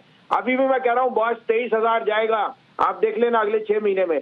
BEL आपके यहाँ रेकमेंड किया था, वो न्यू हाई पे मार गया 224। और आज का दूसरा मेरा पिक था NTPC। NTPC is a no brainer, the volumes on the grid are the highest and NTPC margins will माने the volumes will be the highest ever, जो अब आपका आगे क्वार्टर में आएगा। और ये आपको पता है कि सर्दियों के टाइम जल्दी आ रही है तो खपत भी ज्यादा होगी। अब आपके लिए 2 बाय 1 सेल है, आप कहें तो मैं शुरू करूं। दोनों बाय पहले ले लेते। तो देखिए, मेरे को याद है आपको अनिल जी, मैंने 204-5 पे कहा था RBL, उसके बाद रिजल्ट खराब आए 185 हो गया। RBL का भाव 213 है। मैं आपको लिख के देता हूँ, RBL का भाव 235 रुपए जाएगा। आप 235 तक वेट कर सकता है, करे, नहीं तो आज लीजिए। आज का स्टॉप लॉस है 205 रुपए, टारगेट 225 से पहले मत बेचना। RBL में जरूर कुछ आ रहा है और ऐसे भाव नहीं बढ़ सकता कि मार्केट कुछ भी नहीं कर रही। RBL में रीइटरेट करता हूं 240 का भाव दिखा दूंगा आपको। दूसरा बाय है फेडरल बैंक। आपने देखा है कि मुथूट और जो लेंडर्स हैं कितना बढ़िया कर रहे हैं, and federal bank is one of the largest players on gold loan in the banking circle. 101.2 में लीजिए, 99.50 का स्टॉप लॉस, 7.5 का टारगेट। बेचने में मेटल्स वीक है, हिंडाल्को बेचिए as a hedge 470, 72, stop loss 478, target 450। तो 2 खरीदारी और 1 बिकवाली। मेटल्स पर लगातार बिकवाली की राय दे ही रहे हैं बसीन साहब। पहले तो RBL खरीदे 213 के आसपास, 205 का स्टॉप लॉस, 225 और 235 2 टारगेट रखें। ट्रेडर्स के लिए 225, इन्वेस्टर्स के लिए 235। अब आइए फेडरल बैंक, 101.50, 102.50 की रेंज में खरीदिए और यहां पर स्टॉप लॉस लगाइए 99 रुपये 50 पैसे का 107.50 के टारगेट के लिए। और बिकवाली करनी है हिंडाल्को में 472 470 की रेंज में बेचिए, 478 का होगा आपका टारगेट, थोड़ा ऊपर आए तब बेचिए 470-72 की रेंज में, 450 के स्टॉप टारगेट के लिए 478 का स्टॉप लॉस। ये 3 पिक्स हैं वसीम साहब की तरफ से, 2 बाय 1 सेल। बहुत बहुत शुक्रिया वसीम साहब, तीनों बेहतरीन पिक्स हमारे दर्शकों तक पहुंचाने के लिए। ये है आपके लिए। पिछले कुछ मिनटों में एक और स्टॉक है दीप, जो बड़ा एक्शन में आता हुआ दिखा है, उस पर भी एक बार राय ले ली जाए। और ये स्टॉक है जो हमारी दिवाली पिक के तौर पर आया है, 300 की तरफ बढ़ता हुआ डेल्टा, 296 के आसपास है, 298 का हाई बनाया है। जो शॉर्ट टर्म टारगेट दिए थे वो 298 300 के दिए थे, वो लगभग हासिल होते हुए आज टारगेट काफी अच्छे आ रहे हैं सारे स्टॉक्स में। डेल्टा ये है वो स्टॉक जो एक्शन में आता हुआ दिख रहा है। चोपड़ा साहब जरा डेल्टा पर अपनी राय दीजिए फंडामेंटली।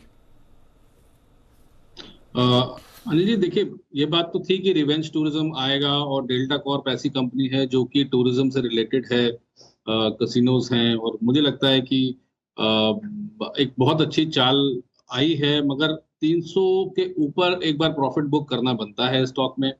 और अभी मुझे लगता है एक बार 300 टच करता है उसके ऊपर थोड़ा ब्रीदर लेना चाहिए स्टॉक को, थोड़ा या तो करेक्टिव होना चाहिए या कंसोलिडेट करना चाहिए। और मेरा ये मानना है कि आने वाले 2 तिमाही और बहुत अच्छे रहेंगे, क्योंकि अभी जो फेस्टिव सीजन खत्म हुआ ये चलेगा न्यू ईयर तक, और आने वाली 1 से 2 तिमाही तक लोग थोड़ा हॉलीडे ज्यादा करते हैं, मौसम भी अच्छा होता है, तो delta Corp would be A beneficiary, मगर एक बार को प्रॉफिट बुक करना बनता है डेल्टा कॉर्प में। एक और स्टॉक है अनिल जी, अगर आप अलाउ करें तो मैं रिकमेंड करना चाहूंगा। अरे बिल्कुल सर, मोस्ट वेलकम, बताएं सर प्लीज।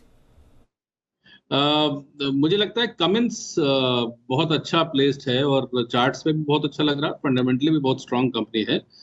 इसमें गिरावट देखने को मिली थी जब पोल्यूशन के चलते हुए जो घरों के आसपास या रेजिडेंशियल एरियाज में बैन किया गया था जनरेटर्स को का चलाना। तो आई थिंक कि अभी वो ओवरहैंग धीरे धीरे खत्म हो जाएगा, क्योंकि दिवाली के आसपास पीक करता है पोल्यूशन, और कहीं ना कहीं मुझे लगता है ये अभी फिजल आउट हो जाएगा। मौसम ठीक होते ही कमिंस में भी नॉर्मलाइज हो जाएंगी सिचुएशंस। तो कमिंस मुझे बहुत अच्छा लगता है, 950 के टारगेट के लिए अभी करीब करीब 920-21 पे चल रहा है, और बहुत स्ट्रांग कंपनी है, अपने क्षेत्र में दिग्गज है और मार्केट लीडर भी है। तो कमिंस में रिकमेंड करना चाहूंगा 950 के टारगेट के लिए। कमिंस 950 के टारगेट के लिए खरीदारी करके चलें। ये है काउंटर जो चोपड़ा साहब को पसंद। अगेन एक इकोनॉमी से जुड़ा स्टॉक जहां पर आपको रखनी है नजर। वीएसटी टिलर्स नतीजे आते हुए दिख रहे हैं, कुछ ज्यादा खास नतीजे नहीं है। मुनाफा 30 करोड़ से बढ़कर 32 करोड़, कामकाजी मुनाफा एकदम सपाट 38 करोड़ के आसपास। मार्जिन 17% से घटकर 16%, तो मार्जिन पर भी ज्यादा इंपैक्ट नहीं रहा है, बट नतीजों में हमने कुछ ज्यादा खास नहीं बनते हुए देखा है वीएसटी टिलर्स के। रखिए इस नजर इस काउंटर पर, कुछ ज्यादा बड़ा एक्शन इस पर नहीं आ रहा है। बट कुछ स्टॉक्स जहां पर आपको अच्छा एक्शन बनते हुए दिख रहा है, फिलिप्स कार्बन, इस पर एक थोड़ी देर पहले स्पाइक आया था। एचईजी, इस पर भी एक मूव आती हुई दिखी थी। Sumit ji, Philips carbon, graphite India, HEG, इन सभी काउंटर्स पर मूव आती हुई दिख रही है। क्या करना है फिलिप्स कार्बन के चार्ट के साथ सर? 3.5% ऊपर इस समय।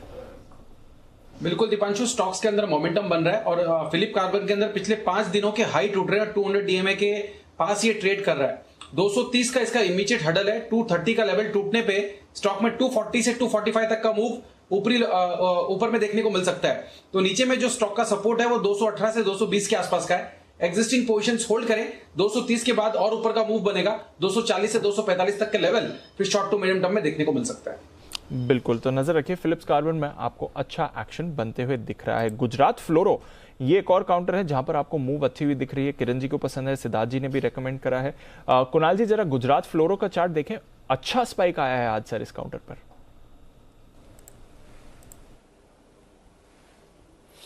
देखिए चार्ट स्ट्रक्चर भी अच्छा है दीपांशु, जिस तरह का मोमेंटम बना है मुझे लगता है कि वापस से इसमें ऊपर के लेवल्स देखने को मिलेंगे। तो जिनके पास भी पोजीशन है बिल्कुल बने रहें, एक ट्रेलिंग स्टॉप लॉस रखें, और ऊपर के टारगेट्स इसमें आते हुए दिखाई देने चाहिए, और ऊपर के टारगेट्स इसमें आते हुए दिख सकते हैं। नजर रखिए गुजरात फ्लोरो पर। मेट्रोपोलिस, इसके भी नतीजे आई थिंक कल आने वाले हैं, उससे पहले बढ़िया एक्शन है। नितिन जी जरा मेट्रोपोलिस के चार्ट देखें, अब कुछ एक्शन एक्सपेक्ट करते हैं यहां से, और फ्यूचर्स में 2.5% ऊपर ये काउंटर दिख रहा है सर। देखिए मेट्रोपोलिस ऑलरेडी डेली हर दिन थोड़ी थोड़ी पॉजिटिव मूवमेंट दे रहा है और ऊपर जो रेसिस्टेंस आ रहे हैं वो 3220 3240 की तरफ है। तो यहाँ से टारगेट आपको इसको 3220 से 3240 का बन सकता है। ट्रेंड ओवरऑल पॉजिटिव है। जो स्टॉप लॉस बन रहा है वो 3120 का स्टॉप लॉस बन रख करके होल्ड करना चाहिए। 3220 और 3240 के टारगेट बन सकते हैं। ओके, तो यह है आपके लिए राय मेट्रोपोलिस पर। नजर रखिए, काउंटर में आपको अच्छी तेजी बनती हुई दिख रही है। हेल्थ केयर से ही जुड़ी एक और कंपनी जिसके आने वाले हैं नतीजे, अलेम्बिक फार्मा। आइए जानते हैं देवांशी के साथ यहाँ पर कैसे रहेंगे नतीजे। देवांशी बताएं। एलेम्बिक फार्मा इस बार यही अनुमान लगाया जा रहा है कि यूएस से जो बिक्री है वो कमजोर रह सकती है और इसी के चलते जो कुल आय है उसमें भी गिरावट देखने मिल सकती है। कुल मिला के एलेम्बिक फार्मा की जो आय है वो 10 से 11% घटने का अनुमान है। कामकाजी मुनाफे भी इस बार करीब 40% तक घटता हुआ दिखेगा, क्योंकि आप देखिए जो प्राइस इरोजन होता हुआ दिखा है यूएस में, इसका इम्पैक्ट आपको देखने मिल सकता है। मार्जिन इस बार घटते हुए दिखेंगे। 30% के लेवल्स के आसपास से मार्जिन वहां से घटकर करीब 19% से लेकर 20% के मार्जिन कंपनी क्लॉक इन कर सकती है और जो मुनाफा है उसमें भी 50% तक की गिरावट देखने मिलेगी। दरअसल पिछले साल हमने देखा था कि उनकी जो एक दवा थी उसके चलते उनकी बिक्री काफी ज्यादा थी, तो बेस ऊंचा है, इसके चलते भी आपको गिरावट दिखेगी नतीजों में।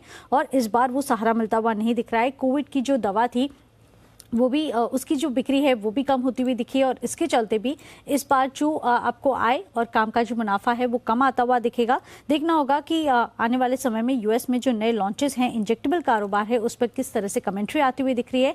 लेकिन फिलहाल अगर आप देखें नंबर्स काफी कमजोर रह सकते हैं इस बार एलेम्बिक फार्मा के भी। और स्टॉक में भी हमने थोड़ा दबाव बनते हुए देखा है, तो एलेम्बिक फार्मा कुछ ज्यादा खास एक्सपेक्टेड नहीं है इस काउंटर से। नजर रखिए किस तरह से चाल रहेगी। बट एक काउंटर जहां पर एक्शन आ रहा है, बल्कि सुबह हम हाईलाइट भी कर रहे थे कि केमिकल स्टॉक्स में आपको फिर से थोड़ा थोड़ा एक्शन बनते हुए दिख रहा है। एसआरएफ पर बाय कॉल भी आया था कुणाल जी की तरफ से पिक ऑफ द डे में। दीपक नाइट्राइट, वागले साहब, इसमें भी थोड़ा थोड़ा एक्शन दिख रहा है। सुबह ज्यादा मजबूत था पर अभी भी अपनी गेंस होल्ड करते हुए दिख रहा है दीपक नाइट्राइट। इनफैक्ट डेज हाई से ज्यादा दूर नहीं है। राय दें सर इस चार्ट पर, और कोई ट्रेड बनते हुए दिखता है दीपक नाइट्राइट पे? दीपांशु 2350 के ऊपर ये चला तो गया है, लेकिन उतने वॉल्यूम्स और उतना मोमेंटम मुझे दिखाई नहीं दे रहा है। बिल्कुल मैं पॉजिटिव हूँ, बट आज और कल के व्यू से ये मूव आएगी ये कह नहीं सकता। बट थोड़ा सा 3 से 4 दिन के व्यू से लेते हो, मुझे लगता है 2500 का टारगेट इसमें आना चाहिए और वो अगर ब्रेक करता है तो फिर ये और भी जा सकता है। अगर आपको चांस लेना है तो 2300 के स्टॉप लॉस से लिया जा सकता है 2500 के टारगेट के लिए।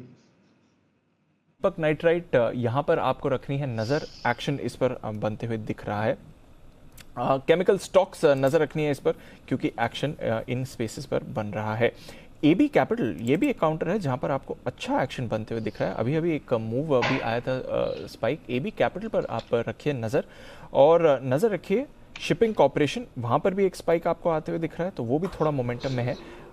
थोड़े थोड़े ये काउंटर्स हैं, मूव में आ रहे हैं। एबी कैपिटल, कुणाल जी जरा इसके चार्ट पर राय दें सर, कुछ तो हो रहा है इसमें। देखिए बिल्कुल बहुत ही शानदार तेजी बनती हुई दिख रही है। निचले स्तरों पर एक डबल बॉटम पैटर्न बना था दीपांशु, और वहां से स्टॉक ने बिल्कुल एक सीधी बढ़त दिखाई है पिछले कुछ 7-8 सेशंस में, और मुझे लगता है कि अभी और थोड़ा रूम ऊपर की तरफ बाकी है।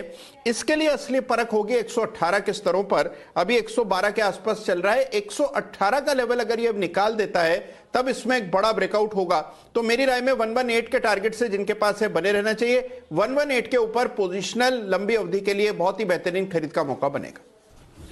118 निकालेगा कि नहीं, लेकिन एक बार आप पूछना चाहेंगे बंसल जी को। Over to Bansal ji.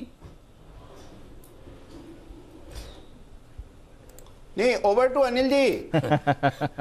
अरे अच्छा, मैं तो खुद ही बॉलिंग कर रहा हूँ, मुझे आपने उतार दिया पिच पे स्ट्राइक लेने के लिए। बंसल जी बताओ। नहीं अनिल जी, बिल्कुल कुणाल जी से बिल्कुल मैं सहमत हूं, और काफी उन्होंने अच्छा काम करा अनिल जी ओवर टू अनिल जी करके। तो मेरा भी Anil ji back to back over to Anil ji है।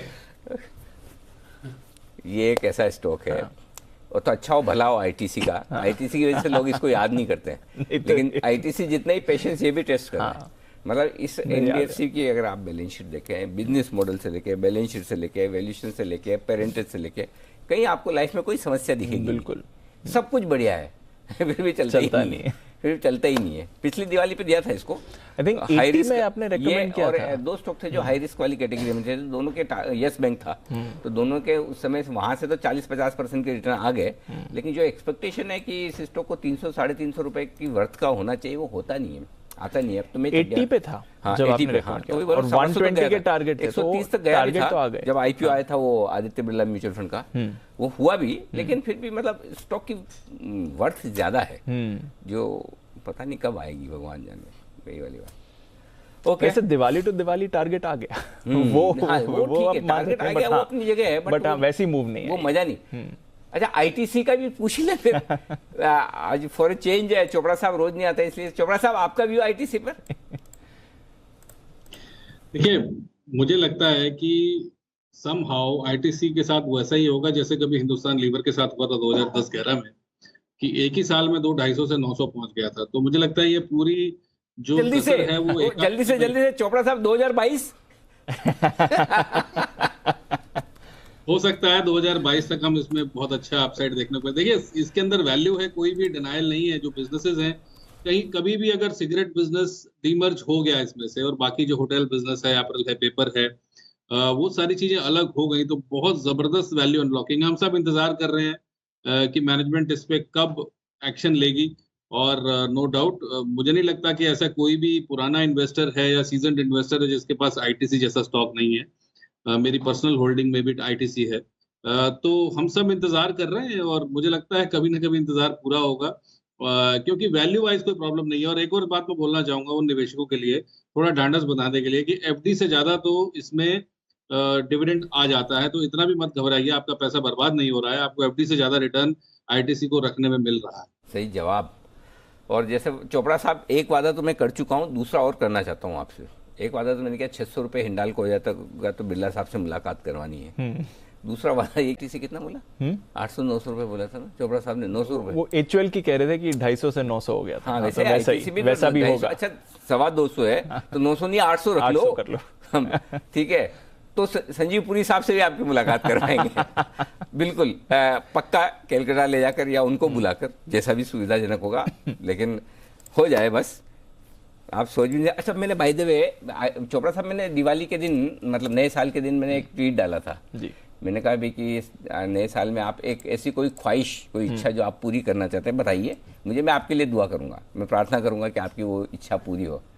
आप बिलीव नहीं करें, सबसे ज्यादा आईटीसी के लिए ही आई है। इतने पेशेंट है आईटीसी के, सोचिए, चैनल देख देख कर हमारी रिकमेंडेशन पे लोग ले लेके बैठे हैं भर भर के, किसी के गले तक, किसी का पूरा पेट भरा है, किसी के गले, किसी नाक तक, किसी का सर तक, ऊपर तक भरे आईटीसी। हे भगवान, इसको चला दे बस। तो चलिए, आईटीसी है वो स्टॉक जो इंतजार और आपके पेशेंस, आपके धैर्य का ले रहा है इम्तिहान, ये आपके लिए आता हो। तो देखते हैं क्या कुछ होता है आगे आईटीसी में। ओके, बाजार थोड़ा सा कमजोर होता हुआ दिख रहा है, 18,000 के नजदीक पहुंचता हुआ दिखता है निफ्टी, और साथ ही 39,300 के नजदीक पहुंचता हुआ बैंक निफ्टी। और अगर आपको लग रहा है डर कि बाजार हो रहा है कमजोर, तो आपका कॉन्फिडेंस बढ़ाने के लिए तैयार है वरुण, और वरुण का कॉन्फिडेंस बढ़ा रहे हैं मार्क मोबियस। और मार्क मोबियस ने एक बहुत ही शानदार, बेहतरीन, इंटरेस्टिंग रिसर्च रिपोर्ट लिखी है। चोपड़ा साहब ध्यान से सुनिएगा, क्योंकि फंडामेंटल रिपोर्ट है और बहुत ही काम की चीजें उन्होंने बताई है, रिपोर्ट भी लिखी है, बताया भी उन्होंने, कहीं इंटरव्यू में भी कहा है। तो वरुण बताइए क्या कह रहे हैं मार्क मोबियस साहब। देखिए अनिल जी, हम बुलिश होते हैं किसी मार्केट पे साल भर के लिए, 2 साल के लिए। मुझे याद है कुछ दिनों पहले जेफरीज के क्रिस वुड 10 साल के लिए बुलिश हुए। करेक्ट। मार्क मोबियस कितने साल के लिए बुलिश है? 50 साल के। वाओ। बोलते अगले 50 साल जो है वो भारतीय बाजार के रहने वाले हैं। क्या 50 साल? अगले 50 साल, गजब। ये कन्विक्शन है। ये वो जापान वाला टाइम आया हिंदुस्तान का, जो जापान का टाइम आया था 40-50 साल वाला बुलरन। बताओ पूरी रिपोर्ट बताओ। तो अनिल जी, आप तो जापान का टाइम बोल रहे हैं, लेकिन मार्क बोल रहे हैं कि ये चाइना में जो आपने आज से 10 साल पहले देखा था, जिस तरह का रेवोल्यूशन आपने देखा था, वो रेवोल्यूशन अब इंडिया में हो रहा है। क्या बात है। हाँ, और सबसे ज्यादा भरोसा इनको इसी चीज का है कि भारत में एक बहुत बड़ा रेवोल्यूशन जो है, जो रेवोल्यूशनरी चेंज जो है, वो कहीं ना कहीं भारतीय बाजारों में हो रहा है। इसके लिए अगले 50 साल के लिए ये भारतीय बाजारों पे बुलिश है। सबसे बड़ा कन्विक्शन तो इनका आता है सरकार को लेकर कि जिस तरह से सरकार डिसीजंस ले रही है, जिस तरह से एक्टिवली भारत की सरकार काम कर रही है, उसका एक बहुत बड़ा चेंज जो है आपको भारतीय बाजारों में भारत की इकोनॉमी में देखने मिलेगा और इसका एक बहुत बड़ा फायदा जो है भारतीय बाजारों में देखने मिलेगा। ये इन्होंने कहा इसके लिए बेसिकली क्योंकि लगातार काफी दिनों से कुछ कह रहे थे कि शायद लोग इन्वेस्टर्स कह रहे थे कि इमर्जिंग मार्केट्स में उतना दम रह नहीं गया है, शायद उतनी तेजी नहीं हुई है।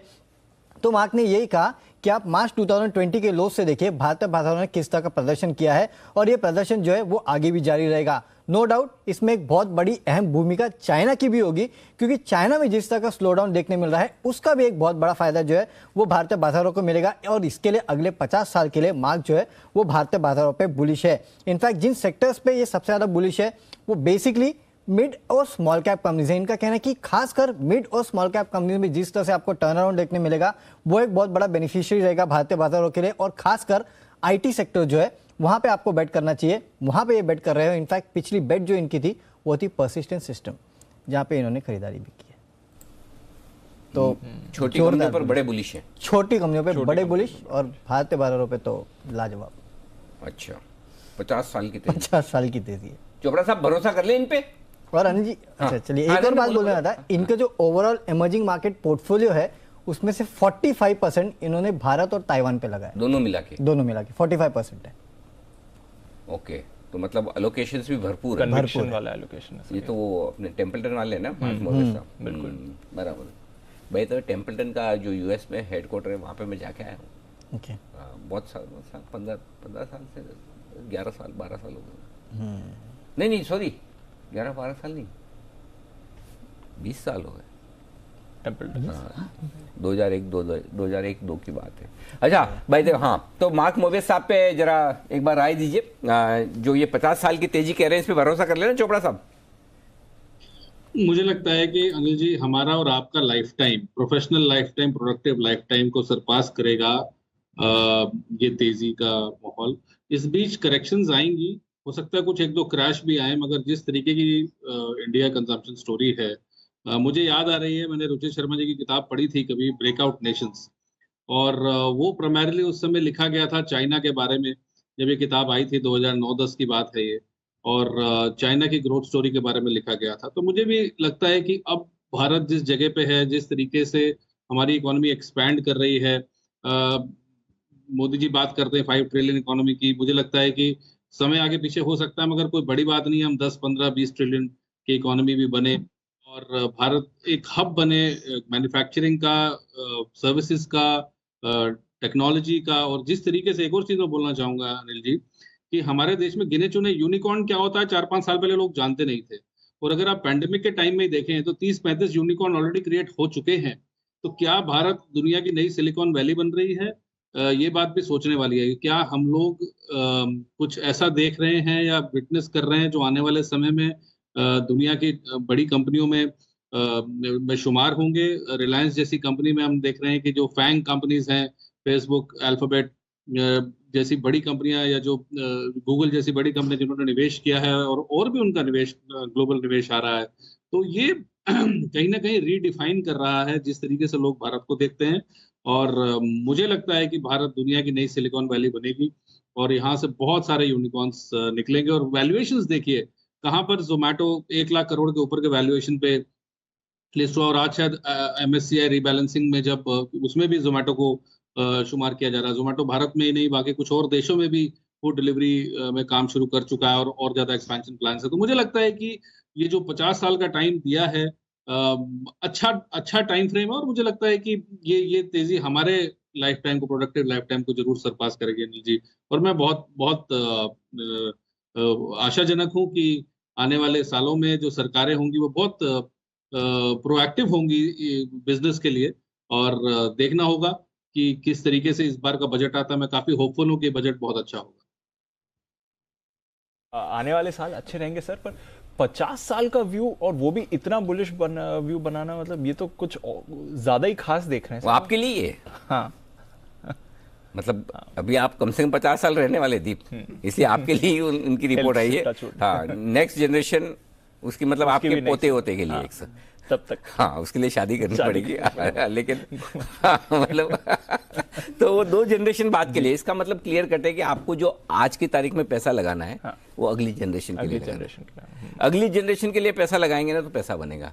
अब तो खुद का मुझे बताओ कि आज हम जो अल्फांसो खाते हैं वो हमने थोड़ी लगाए, हमारे से पीछे वाली जनरेशन लगा के गई, तब जाके हम मजे ले रहे हैं। करेक्ट, हम आज इन्वेस्ट करेंगे तो हमारी अगली जनरेशन की काम है। और ये मत सोचे कि अगली जनरेशन के लिए मैं क्यों करूं, हो सकता है किस्मत अच्छी हो और होगा भी, आपकी जनरेशन में मिल जाए फल। बिल्कुल, एक जमाना था 15 साल में आते थे, आजकल तो 5 साल में भी आम आ जाते हैं। बिल्कुल करेक्ट, लगाओ, कोशिश तो करो। तो इसलिए लाइफ टाइम हाइपर मार्केट है, लोगों को डर लगता है। इस वीकेंड पे भी मैं एक कॉन्फ्रेंस में था, सेमिनार में था, तो काफी लोग ये बोल रहे थे भाई कि लाइफ टाइम हाइपर है जी। मैंने कहा लाइफ टाइम हाई पहली बार बना है, आखिरी बार बना है, दोनों का जवाब ना है। करेक्ट। 100 का सेंसेक्स 1979 का 42 साल में 60,000 आपके सामने, 600 गुना जी। अब इससे बड़ा प्रूफ क्या चाहिए? इसलिए अगर मैं बोलता हूँ 60,000 का सेंसेक्स 6 लाख हो जाएगा तो ज्यादा थोड़ी बोल रहा हूँ, 10 ही टाइम तो बोल रहा हूँ। लेकिन प्रॉब्लम क्या है कि 60,000 वाले को भरोसा नहीं होता 6 लाख। लेकिन हाँ, जिसने समझो सेंसेक्स 2,000 का, 3,000 का, 4,000 का सेंसेक्स तो मैंने बहुत अच्छी आंखों से देखा। मुझे याद है एक बार दीप 6,500 का, 6,200 300 का सेंसेक्स था और बीएससी की बिल्डिंग में जो रिंग होती थी वहाँ पे एक फंड का लॉन्च हुआ था, नहीं प्रोग्राम हुआ था। वहाँ पे बहुत जाने माने फंड मैनेजर, मेरे अच्छे मित्र भी है, उन्होंने घोषणा की कि आज के बाद हम ना अब कोई भी हमारे फंड्स में सब्सक्रिप्शन बंद कर रहे हैं, पैसा नहीं लेंगे। क्यों? मार्केट बहुत ओवरहीटेड हो गया है। अच्छा। 6,000 6,200 की सेंसेक्स थी उस समय, कि इतना ज्यादा मार्केट बढ़ गया। अब आप सोचो 6,200 का 62,000 है, तो इसलिए आज हम वो विजुलाइज नहीं कर सकते 60,000 भी होगा। 6 लाख यहाँ से। हाँ, तो इसलिए इन्वेस्टेड रहेंगे, अगली जनरेशन के लिए, 2 जनरेशन के लिए पैसा लगाएंगे तो पैसा देगा। मार्केट में कुछ करना नहीं होता, खाली पैसा लगाना होता है, पैसा अपने आप बनता है। सिर्फ बने रहने से कन्विक्शन चाहिए, बस बने रहने से बनता है। आइए बने रहेंगे हम, तब तक आइए वागले साहब बता रहे हैं आपको एक बेहतरीन पिक, वागले का वंडर।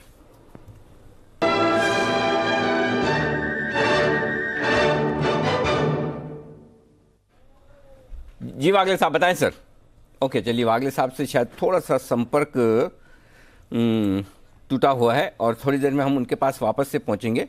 वागले साहब से उनके पास वापस से पहुंचेंगे थोड़ी देर में। और तब तक आइए कुछ और स्टॉक्स एक्शन में आ रहा है। एक और स्टॉक है आज, अपोलो हॉस्पिटल। नितिन जी जरा उसके चार्ट्स देखिए, राय दीजिए। आज 3% मजबूत हुआ है, बड़े दिनों बाद 4500 के ऊपर पहुंचा है। देखिए इसमें वापस से कुछ बाइंग सिग्नल आ रहे हैं और अपोलो हॉस्पिटल जो भी 4525 के आसपास है, इसके शॉर्ट टर्म टारगेट नेक्स्ट 2-3 दिन में करीब 4650 4700 के बन सकते हैं, तो यहाँ पे बाय करना चाहिए। स्टॉप लॉस बन रहा है जो 4500 का स्टॉप लॉस बन रहा है। वॉल्यूम्स भी आज इंप्रूव हुए हैं तो ये पॉजिटिव सिग्नल मिल रहा है, तो ऊपर टारगेट करीब आप 4600 4650 का रख करके बाय कर सकते हैं। हॉस्पिटल्स नजर रखिए, इस पर एक्शन आ रहा है इस काउंटर में भी। आई थिंक यूबीएस की रिसेंटली एक बड़ी पॉजिटिव रिपोर्ट भी आई थी अपोलो हॉस्पिटल से, जिससे वो देखकर बाजार भी खुश हुआ था। पर बैंक ऑफ बड़ौदा फोकस में है ये काउंटर। अनिल जी के कन्विक्शन रेडार पर भी है, कॉल भी इस पर आ चुका है, दोबारा भी कॉल आ चुका है और मोमेंटम भी बढ़ रहा है क्योंकि नतीजे भी आने वाले हैं। क्या बैंक ऑफ बड़ौदा से भी अच्छे नतीजे रहेंगे देवांशी, जिस तरह से हमने बाकी पीएसयू बैंक से देखें? क्या है अनुमान इसके लिए? बिल्कुल दीप, आप देखिए बैंक ऑफ बड़ौदा में एक ही कंसर्न है कि प्रोविजंस कितने बढ़ते हैं इस बार। अगर प्रोविजंस के जो आंकड़े हैं वो कम होते हुए दिखेंगे तो आपको मुनाफे में एक बड़ा जंप देखने मिल सकता है। लेकिन फिलहाल जो मार्केट एस्टिमेट करके चल रही है वो यही है कि जो मुनाफा है वो करीब 15% से लेकर 17% तक कम होता हुआ दिखेगा। हालांकि आप देखिए जो वाइड एस्टिमेट्स हैं बैंक ऑफ बड़ौदा के लिए, वो काफी, अगर मुनाफा देखें तो 1300 करोड़ से लेकर 1500 करोड़ तक के एस्टिमेट्स आते हुए दिख रहे हैं। लेकिन क्लियर कट यही है कि जो प्रोविजंस के आंकड़े हैं उसी पर निर्भर है कि इस बार जो मुनाफे का आंकड़ा है वो कितना ज्यादा बढ़ता हुआ दिख रहा है। फिलहाल अनुमान यही है कि करीब 17% तक मुनाफा कम होता हुआ दिखेगा। प्रोविजंस इस बार बढ़ेंगे, 3000 करोड़ थे, वहां से बढ़कर 4050 करोड़ के लेवल्स के आसपास प्रोविजंस के आंकड़े आ सकते हैं। ब्याज से आए इस बार करीब 6 से 7% बढ़ने का अनुमान लगाया जा रहा है। असेट क्वालिटी में हल्का सा सुधार होने की उम्मीद है। ग्रॉस एनपीए एनपीएस 8.6% रहेंगे, 8.9% से घटकर, और जो नेट एनपीएस हैं वो भी इस बार आप देखिए 3% से घटेंगे, 2.9% के लेवल्स के आसपास रहने का अनुमान लगाया जा रहा है। स्लिपेजेस पिछले क्वार्टर में करीब 5,000 करोड़ के थे, इस बार कम हो सकते हैं, माना जा रहा है करीब 2,500 to 3,000 करोड़ के स्लिपेजेस इस बार रह सकते हैं। और साथ ही आप देखिए डीएचएफएल से जो रिकवरी होती हुई दिखिए, इसका भी जो फायदा है वो बैंक के मुनाफे में आता हुआ दिखेगा। लेकिन ओवरऑल जो नंबर्स आते हुए दिखेंगे वो थोड़े से सुस्त हो सकते हैं अगर प्रोविजन के नंबर्स बढ़ते हैं तो प्रोविजनिंग पर रखनी पड़ेगी नजर, बेसिकली ये एक फैक्टर है। एसेट क्वालिटी को लेकर कुछ और अगर अपडेट्स आते हैं तो ये भी देखना जरूरी रहेगा। बैंक ऑफ बड़ौदा नजर है इसके नतीजों पर आइए नजर है एक कॉल जो आ रही है सुमित जी की तरफ से। बिल्कुल सुमित के सुपरहिट। कभी कभी खुशी के लिए कुछ ज्यादा नहीं, एक अनजान दोस्त ही काफी है। एबिक्स कैश हर खुशी के लिए काफी है।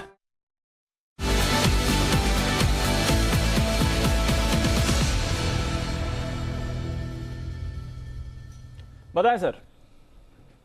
का स्टॉक है और दिग्गज स्टॉक में मोमेंटम बन रहा है। ऐसा लग रहा है सुबह से पूरे दिन की सुस्ती के बाद अब दिग्गज स्टॉक में चाल आ रही है, तो इंडेक्स में अपने आप इसके पीछे पीछे चाल आएगी। तो स्टॉक का भाव चल रहा है 2520 रुपया। स्टॉक का नाम है रिलायंस। रिलायंस में अब एक मूव देखने को मिलना चाहिए। स्टॉक पिछले 7 से 11 दिनों की गिरावट के बाद आज एक ग्रीन कैंडल फॉर्म कर रहा है, जिसमें लास्ट 2 से 3 दिनों के हाई ब्रेक हो रहे हैं। तो मेरे को लग रहा है कि अब यहां से 2-3 दिनों के लिए रिलायंस के अंदर खरीदारी करें। 2575, 2600 ये टारगेट्स इमीडिएटली शॉर्ट टर्म में ट्रेडिंग के लिहाज से होंगे। 2475 का नीचे में स्टॉप लॉस लगाना है। ऑप्शंस के जरिए भी इसके अंदर ट्रेड लिया जा सकता है। 2520 वाला कॉल अभी 60 रुपए 61 रुपए पे ट्रेड कर रहा है, इसको लेने का सलाह रहेगा। 40 रुपए का नीचे में स्टॉप लॉस लगाएं। ऊपर में 80 रुपए से लेकर 90 रुपए तक के टारगेट 2520 के कॉल के अंदर देखने को मिल सकते हैं। और स्पॉट लेवल के हिसाब से 2575 और 2600 ये लेवल जल्दी शॉर्ट टर्म में रिलायंस में देखने को मिलने चाहिए। 2575 और 2600 के टारगेट्स के लिए रिलायंस इंडस्ट्रीज में करिए खरीदारी। तो चलिए थोड़ा निफ्टी को भी सहारा मिलना चाहिए अगर रिलायंस आपको मोमेंटम में आते हुए दिखता है। वैसे निफ्टी 18,000 का लेवल जो अभी स्ट्रैटेजी में अनिल सर बोल रहे थे वो होल्ड कर रहा है, पर उसके ज्यादा 18,050 के ऊपर जा नहीं रहा। तो 50 पॉइंट नहीं, खराब नहीं है, क्लोजिंग ठीक ही हो रही है। ठीक ही हो रही है। 18,000 के नीचे नहीं जा रहा, वो ठीक है। हमने कहा भी था कि क्लोजिंग इससे ऊपर। इससे पहले आप खराब बोले, मैंने जल्दी से बोल दूं।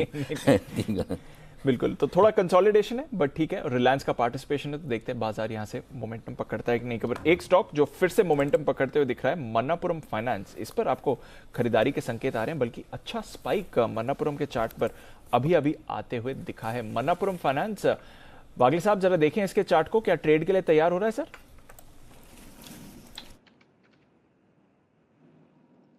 दीपांशु बिल्कुल 220 के ऊपर एक अच्छा मोमेंटम पकड़ना चाहिए। अभी 222-23 है, मुझे लगता है ये बीटीएसटी के तौर पे लिया जा सकता है। 235-240 तक पोजिशनली 1 से 2 दिनों में जाना चाहिए 215 के स्टॉप लॉस से।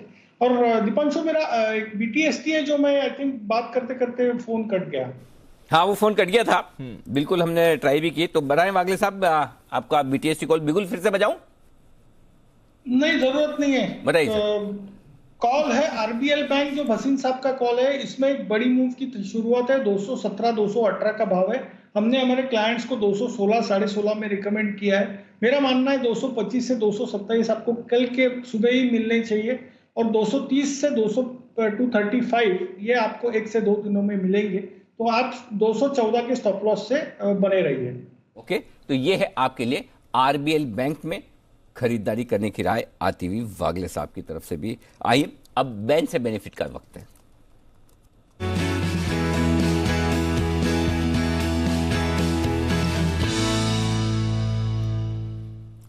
आशीष, 3 स्टॉक है बैन में। बिल्कुल सर। बाहर आने की संभावना? कोई भी स्टॉक ऐसा नहीं है सर। एंट्री? सर गाना याद आ रहा है। अब तो कहना आप आई थिंक आशीष के लिए बिगुल चेंज ही कर देते हैं। दूसरा वाला ही रखते हैं, अगर कुछ हुआ तो फिर देखेंगे। नहीं, चलिए कोई बात नहीं, आप आए बहुत अच्छा लगा मैं, और ऐसे आते जाते रहिएगा। Okay sir. शक्ल दिखाते रहिएगा। चलिए, तो आशीष जी की तरफ से आज कुछ नहीं, ऐसे आए ऐसे चले जाएंगे वापस घर। आज फिर कल आकर कोशिश करेंगे कोई एक आध स्टॉक बैन में घुसाया जाए या निकाला जाए। फिलहाल बैन से बेनिफिट में किसी तरह का कोई बदलाव नहीं। बिल्कुल, तो एस्कॉर्ट्स, पीएनबी, सन टीवी तीनों बैन में हैं, बने रहेंगे। फिलहाल कुछ बदलाव यहां पर नहीं होने वाला है।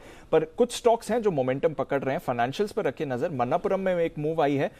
नितिन जी जरा M&M फाइनेंस के चार्ट भी देखिए, 200 का लेवल क्रॉस करके होल्ड कर रहा है और थोड़ी मूव के संकेत भी दे रहा है 1.5% ऊपर। M&M फाइनेंस पर कुछ होते देखते हैं सर। देखिए मन्नापुरम फाइनेंस में अभी देख पा रहा हूँ, इसमें तो काफी अच्छा ब्रेकआउट हुआ है। 223-24 के आसपास है ये। पॉसिबली 230-32 के रेंज में काफी शॉर्ट टर्म में जाना चाहिए, तो इसको बाय करना चाहिए। स्टॉप लॉस 218 के बनेंगे और शॉर्ट टर्म टारगेट करीब 232 से 235 के बन सकते हैं। चार्ट काफी पॉजिटिव है और एक फ्रेश ब्रेकआउट आज दोबारा से हो रहा है, तो 235 के टारगेट आप रख सकते हैं। फाइनेंस तो बात कर रहा था, M&M फाइनेंस की भी मैं बात कर रहा था। जरा M&M फाइनेंस पर भी राय दें सर।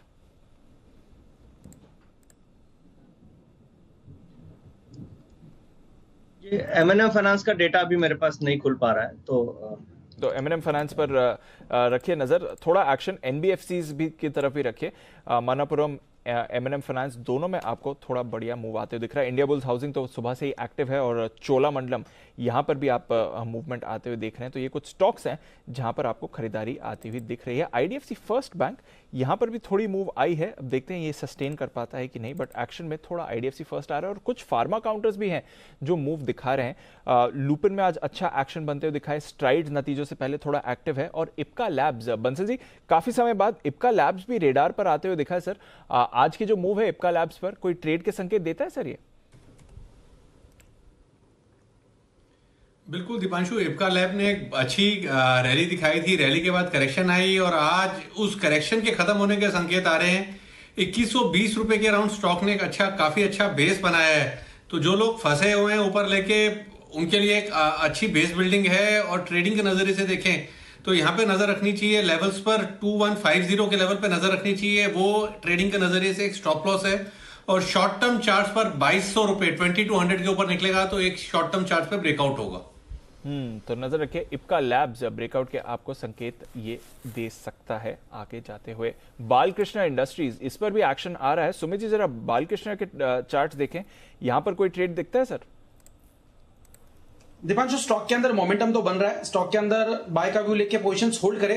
इमीडिएट हर्डल जो स्टॉक का है वो 2530 का है। अभी 2500 के आसपास ट्रेड कर रहा है, तो 2500 का लेवल जैसे ही टूटेगा तो 2600 से 2625 तक का मूव इमीडिएटली शॉर्ट टर्म में बालकृष्ण के अंदर देखने को मिल सकता है। पोजीशंस होल्ड करें। 2530 के बाद फ्रेश बाय बनेगा।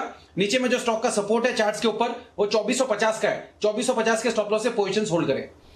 आई थिंक चोपड़ा साहब भी कुछ कह रहे हैं। चोपड़ा साहब कोई कॉल है सर स्टॉक पे?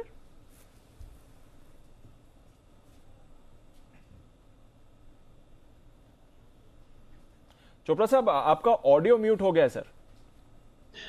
जो अभी इंफ्रास्ट्रक्चर बिल पास किया गया है यूएस में, उसको लेके मैं कुछ बोलना चाहता हूं। पहली बात कि बालकृष्ण जो है वो काफी बड़ी कंपनीज को टायर सप्लाई करता है जो कि अर्थ मूवर्स हैं। कैटरपिलर है या जॉन डियर जैसी कंपनीज हैं जो कि बहुत बड़े बड़े अर्थ मूवर्स बनाते हैं। तो बालकृष्ण का जो मेजर काम है वो इंडिया में तो टायर्स बनाता ही है, मगर एक्सपोर्ट करता है। खासकर यूएस मार्केट से उसका बहुत बड़ा मार्केट शेयर है यूएस मार्केट्स में। तो बालकृष्ण एक बेनिफिशियरी हो सकता है पूरी की पूरी इस इंफ्रा स्पेंडिंग का। दूसरा मुझे लगता है भारत फोर्ज में भी 2-3 दिन से बहुत अच्छा एक्शन देखने को मिल रहा है। तो भारत फोर्ज भी एक ऐसी इंडियन कंपनी है जिसको फायदा पहुंचेगा यूएस में। जो इंफ्रास्ट्रक्चर बिल पास हुआ, इतनी स्पेंडिंग होगी तो कुछ एक इंडियन कंपनीज भी हैं जिनको डायरेक्ट बेनिफिट पहुंचेगा। तो एक फंडामेंटली एक मैं राय देना चाहता था बालकृष्ण को लेके कि स्टॉक को कैश में भी लिया जा सकता है। और मुझे लगता है कि आने वाले 5-6 महीने के लिए ये अच्छा करेगा और एक्सपोर्ट्स बढ़ना चाहिए बालकृष्ण का यूएस मार्केट्स में। तो बिल्कुल एक्सपोर्ट्स बढ़ने चाहिए। और ये यूएस का जो इंफ्रा बिल पास हुआ है उसकी वजह से बालकृष्ण यहां पर भी आप एक्शन देख सकते हैं। मैं बात कर रहा था आईडीएफसी फर्स्ट बैंक की। अभी आईडीएफसी लिमिटेड के भी नतीजे आते हुए दिखे हैं और नतीजों के साथ साथ आईडीएफसी लिमिटेड के बोर्ड ने कॉर्पोरेट स्ट्रक्चर बदलने के लिए भी मंजूरी दी है। तो आईडीएफसी ऑल्टरनेटिव्स, आईडीएफसी ट्रस्टी और आईडीएफसी प्रोजेक्ट्स जो होली ओल्ड कंपनी है वो आईडीएफसी लिमिटेड में मर्ज हो जाएंगी। ऐसी कुछ खबर आती हुई दिख रही है। आईडीएफसी और ये बात चल भी रही है सर काफी टाइम बिल्कुल, काफी लंबे समय से चल रही है रिस्ट्रक्चरिंग की, वो भी खबर आती दिख रही है। लेकिन इस बीच एक और बड़ी खबर आती दिख रही है और वो आ रही है सेल के लिए। सेल के लिए बड़ी खबर है, सेल की कैप्टिव माइन से 50% मिनरल यानी कि आयरन और की बिक्री की अनुमति मिली है और ये बड़ा ट्रिगर है सेल के लिए। हमारे संवाददाता दानिश आनंद हमारे साथ इस कार्यक्रम में शामिल हो रहे हैं और ये नोटिफिकेशन सरकार की तरफ से ऑफिशियली जारी हो चुका है। लेते हैं पूरी डिटेल्स। दानिश बताइए, सेल के लिए क्या है बड़ी खबर? सर, मिनिस्ट्री ऑफ माइंस ने आज एक इम्पोर्टेंट नोटिफिकेशन पब्लिश करी है जिसके मुताबिक ये कंसेशनल रूल्स को सामने लाया गया है। अब जो कैप्टिव माइंस है उसमें से 50% सेल करने की उसमें अनुमति दे दी गई है। तो देखा जाए तो ये खबर सेल के लिए काफ़ी बड़ी है और उन कंपनीज के लिए बड़ी है जिनकी कैप्टिव माइंस है। कैप्टिव माइंस से 50% का सेल कर सकते हैं। साथ ही साथ जो कंसेशनल रूल्स होते हैं उसमें भी थोड़े बहुत बदलाव करे गए हैं और साथ ही साथ सरकार ने इस पर पेनल्टी प्रोविजंस भी लेकर आए हैं और जो कंपनीज अपनी माइंस को एक पर्टिकुलर लीज पीरियड के पहले छोड़ना चाहती हैं उसके लिए भी थोड़ा बहुत कंसेशन दिया गया है। तो ऑल इन ऑल अगर देखा जाए तो ये खबर सेल के लिए तो बड़ी है क्योंकि अब कंपनीज को 50% कैप्टिव माइंस से जो उनकी प्रोडक्शन है उसको बेचने की अनुमति दे दी गई है। बड़ी खबर आती हुई दिख रही है सेल के लिए और अगर ये अनुमति मिल जाती है तो जो इनके पास एक्सेस माल पड़ा है वो आसानी से बेच पाएंगे, तो एक डबल बोनांजा भी हो जाएगा सेल जैसी कंपनी के लिए। तो सर पॉजिटिव खबर आती हुई बिल्कुल, और ऑफिशियली नोटिफिकेशन आया सरकार की तरफ से, ये खबर आती हुई दिख रही। तो देखते हैं क्या कुछ होता है सेल के लिए। फिलहाल स्टॉक 124 रुपए के आसपास थोड़ा मोमेंटम में, पर आइए अब आखिरी कुछ मिनट बाकी हैं बाजार बंद होने के लिए, जान लेते हैं अनिल जी की आज की फाइनल मार्केट स्ट्रैटेजी।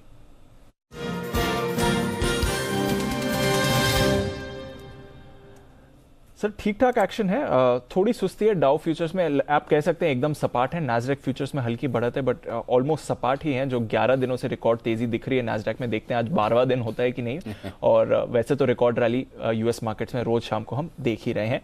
इसके अलावा यूरोप में मिला जुला कारोबार है, एक बहुत ही सीमित रेंज में ट्रेड हो रहा है। थोड़ी रुपए ने आज स्ट्रेंथ दिखाई है, 2 दिनों में डॉलर भी फिसला है। गोल्ड भी ठीक ठाक 2 महीने की ऊंचाई के करीब ही ट्रेड कर रहा है। क्या करके जाए सर?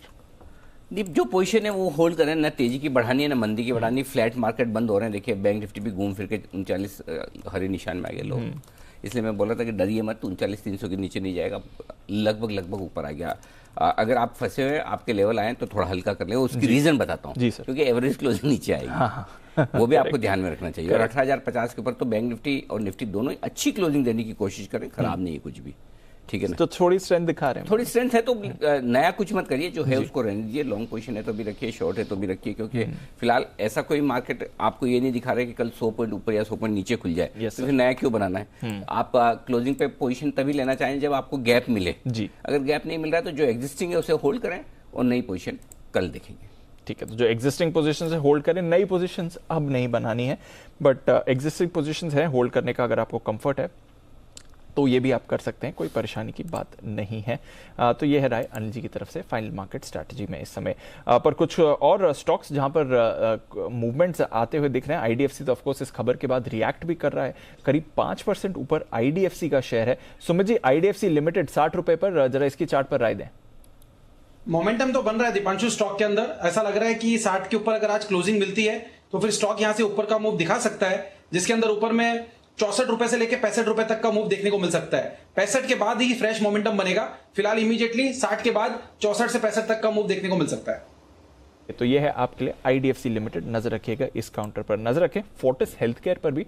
आज हॉस्पिटल रिलेटेड स्टॉक्स में हमने एक्शन देखा है। अपोलो हॉस्पिटल्स की अभी बात चल रही थी, मैक्स हेल्थकेयर में भी मूव आया और फोर्टिस हेल्थकेयर, बंसल जी 7% ऊपर फोर्टिस हेल्थकेयर क्लोज हो रहा है सर। इसकी चार्ट पर जरा एक बार राय दें। देखिए दीपांशु, बेहतरीन टेक्निकल स्ट्रक्चर है और काफी अच्छा रिवर्सल देखने को मिल रहा है। फोर्टिस में भी है, अपोलो हॉस्पिटल में भी है। तो निवेश वाले स्टॉक्स हैं। ट्रेडिंग के नजरिए से अगर यहाँ देखें तो 260 का एक स्टॉप लॉस बैठता है। 260 के स्टॉप लॉस के साथ खरीदारी की राय है 283 से लेकर 285 के टारगेट के लिए। 283, 285 के टारगेट के लिए फोर्टिस हेल्थकेयर पर रखें नजर। ईआईडी पैरी, कुणाल जी सुबह बात भी हो रही थी, नतीजे उतने खास नहीं थे बट स्टॉक ने एक्सपेक्टेशन के विपरीत अच्छी तेजी दिखाई है और डेज हाई के करीब बंद हो रहा है, लगभग 4% ऊपर। ईआईडी पैरी, कुणाल जी। दीपांशु होल्ड करने की राय है। स्ट्रक्चर अच्छा है, लगातार स्टॉक आउट परफॉर्म कर रहा है और जिस तरह का ब्रेकआउट आज के ट्रेड में आता हुआ दिखा है, मुझे लगता है ऊपर के लेवल्स आते हुए दिखेंगे। आज अगर आप देखें तो नीचे के लेवल से बड़ी जबरदस्त रिकवरी आते हुए दिखी है, जो कि बहुत ही शुभ संकेत है। तो जिनके पास है बिल्कुल बने रहें, 480 का एक रिवाइज स्टॉप लॉस रख लें। मुझे लगता है कि अभी और तेजी इसमें दिखने को मिलेगी। 480 का स्टॉप लॉस जरूर लगा लें। स्टॉप लॉस जरूर लगाना है, बट तेजी इस पर बनी रहेगी। कैश का ऑप्शन, आइए सुमित जी से एक लेते हैं। बिगुल कैश का ऑप्शन।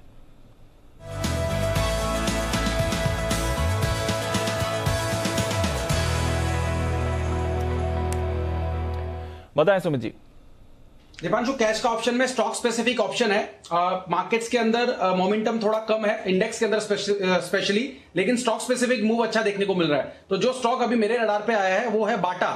2165 का अभी भाव चल रहा है स्पॉट लेवल के हिसाब से। 2160 वाला कॉल अभी 64 पे ट्रेड कर रहा है, इसको लेने का सलाह रहेगा। 2160 वाला कॉल, जिस तरह से बाटा में मोमेंटम बन रहा है, ऐसा लग रहा है बाटा यहां से ऊपर में 2220 रुपए तक का मूव इमीडिएटली 1-2 दिनों के अंदर ही दिखा सकता है। तो बाटा के अंदर 2160 वाला कॉल यहां पे सीएमबी पे खरीदारी करें। 44 का नीचे में स्टॉप लॉस लगाएं। ऊपर में 84 रुपीज से लेकर 90 रुपीज तक का मूव बाटा के 2160 के कॉल के अंदर देखने को मिल सकता है। बाटा पर करके चलें खरीदारी। कंजम्पशन स्पेस से ये भी काउंटर काफी एक्टिव है। 2160 का कॉल खरीदना है आपको बाटा का 84 और 90 के टारगेट्स के लिए। आइए फिर क्लोजिंग की तरफ बढ़ते हैं और इंडेक्स लेवल पर देखेंगे तो एकदम सपाट कारोबार हुआ है। मामूली गिरावट के साथ निफ्टी बंद हो रहा है। निचले स्तरों से अच्छी रिकवरी के साथ एकदम सपाट बंद हो रहा है बैंक निफ्टी 39400 के करीब। पर stock specific action, sector IRCTC भी चल गया। आईआरसीटीसी भी चल गया सर। हाँ, ये बचा रहा। आई लेटर के लिए दिन ठीक है आज, मतलब ऐसा मतलब बुरा नहीं है। आईआरसीटीसी में भी एक्शन 2.5% की तेजी बनी है। थोड़ा एक्शन वहाँ पर भी होता हुआ दिखा। 3% मजबूत हो गया। इफ्का 4% मजबूत है। इंडियन होटल 3% मजबूत है। इंडिया सीमेंट 3% मजबूत है। सारे स्टॉक्स थोड़े थोड़े आई लेटर वाले आज अच्छा कमाल कर रहे हैं। आईबुल हाउसिंग 5% मजबूत है। तो काफी लोगों के पुराने अटके हुए भाव आए हैं। बिल्कुल सर। आईसीआईसीआई बैंक भी आज करीब 1% ऊपर है, तो वहां पर भी अच्छा एक्शन है। पर ऑटो शेयर्स पर रखिए नजर। एमएनएम नतीजे अच्छे आए, अनुमान से बेहतर। टॉप गेनर, उसके बाद टाटा मोटर्स, उसके बाद हीरो मोटो। तो टॉप 3 निफ्टी के तीनों ऑटो स्पेस से हैं आज। एसबीआई में भी अच्छा एक्शन दिखा। रिलायंस इंडस्ट्रीज से निफ्टी को सहारा मिलते हुए दिखा है। साथ ही आईसीआईसीआई बैंक, एलएनटी जैसे दिग्गजों में भी खरीदारी। कल की भारी गिरावट के बाद इंडसइंड का शेयर आज संभला है और इन्फोसिस, एक और आई लेटर वाला स्टॉक जहां पर आपने हल्की बढ़त देखी है, उसके सामने गिरावट आती हुई दिखी। ब्रिटानिया पर काफी कमजोर था, करीब 2-2.5% नीचे बंद हुआ, हालांकि निचले स्तर से थोड़ा रिकवर जरूर हुआ है। एचडीएफसी बैंक और एचडीएफसी यहां पर कमजोरी दिखी। कोटक बैंक यहां पर भी कमजोरी थी। आईटीसी हल्की सी गिरावट, एक थोड़ा एक्सेप्शन, बट ज्यादा गिरावट नहीं। तो इन दिग्गजों में थोड़ी कमजोरी थी, बट ओवरऑल बाजार का मूड माहौल ठीक रहा। एडवांस डिक्लाइन भी आप देख रहे हैं, तो लगभग 1:1 का ही निफ्टी पर आपको बनते हुए दिख रहा है। वायदा कारोबार में आरबीएल बैंक आज का बिग विनर, 7% ऊपर। वोडाफोन आइडिया 6.5% की खरीदारी। एबी फैशन अच्छी तेजी, इस पर 6% ऊपर। बिरला सॉफ्ट, सुबह किरण जी की पिक भी थी, वहां पर भी आप अच्छा एक्शन इस पर बनते हुए देख रहे हैं। साथ ही India bulls housing 4.5%। Adani enterprises, Polycab, Bandhan bank, Escorts ban में होने के बावजूद अच्छी तेजी। भारत इलेक्ट्रॉनिक्स, इप्का लैब्स, नतीजों से पहले बॉश, गुजरात गैस जहां पर वागले साहब की कॉल आई थी, इंडियन होटल्स, सेल अच्छी खबर आती हुई हमने अभी आपके लिए हाईलाइट किया, 3% ऊपर। अभी एक बढ़िया स्पाइक सेल में आपको आते हुए दिखा है। और टाटा पावर, ये भी एक और काउंटर था जहां पर तेजी दिखी है। जेके सीमेंट, इसमें आपने देखी है कमजोरी। जेएसपीएल, इसमें थी कमजोरी। वेदांता थोड़ी गिरावट आती हुई दिख रही है। मुथूट फाइनेंस कल की तेजी के बाद थोड़ा सुस्त होता हुआ। Crompton Greaves, SBI cards, Torrent pharma, first source, Ramco, Laurus और एनटीपीसी कुछ और काउंटर्स जहां पर आपने कमजोरी देखी है। वीआईपी इंडस्ट्रीज और आईएफबी इंडस्ट्रीज दोनों पर रखिए नजर। अच्छा स्पाइक इसमें आते हुए दिखा है। शॉपर स्टॉप पर रखिए नजर। कल है नाइका की लिस्टिंग, उससे पहले ये भी एक काउंटर था जो आपको एक्टिव होते हुए दिखा। तो ओवरऑल अनिल जी एकदम सपाट क्लोजिंग, 18,050 और 39,400 provision levels Nifty bank Nifty के लिए। बढ़िया है, नॉट बैड। हरे निशान में बंद हो रहे हैं, और क्या चाहिए भाई। और हरे में हो गए ना, ऑलमोस्ट एवरेज होकर थोड़ा सा नीचे आए हैं, बाकी तो हरे में हो ही रहते हैं। ठीक है, तो वैसे तो एवरेज होकर लाल में ही आएंगे। 39,450-75 तक पहुंचा था बैंक निफ्टी, और निफ्टी भी 18,060-65 तक पहुंचता हुआ दिखा है। तो चलिए, नॉट बैड। जिस तरह का मूड माहौल था दिन भर, उसके हिसाब से आखिरी आधे घंटे में, आखिरी 10 मिनटों में थोड़ी रिकवरी की कोशिश की है।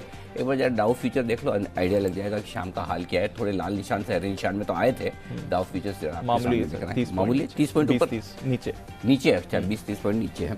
ये आपके लिए आज का एक्शन। आइए, एक्शन बाजार बंद होने के बाद का क्या है वो मैं बता दूं आपको। शाम 5 बजे सर्दी आते ही एक काम तो जो दिल्ली में दिखता है वो ये स्मॉग ये बढ़ता हुआ दिखता है। तो मैंने भी एक्सपीरियंस किया है जी साल 2018 में, जब 6-7 महीना मृत्युंजय आपके साथ रहा था दिल्ली में तब, है ना। बिल्कुल, तो वाकई में पोल्यूशन होता है जी। मतलब ऐसा अपन यहाँ बैठकर हम बात करते तो पता नहीं चलता, जब आप दिल्ली जाओ तो पता चलता है वाकई में सांस लेना मुश्किल काम है। तो बढ़ती हुई ठंड के साथ दिल्ली और पूरे उत्तर भारत में स्मॉग का खतरा मंडरा रहा है।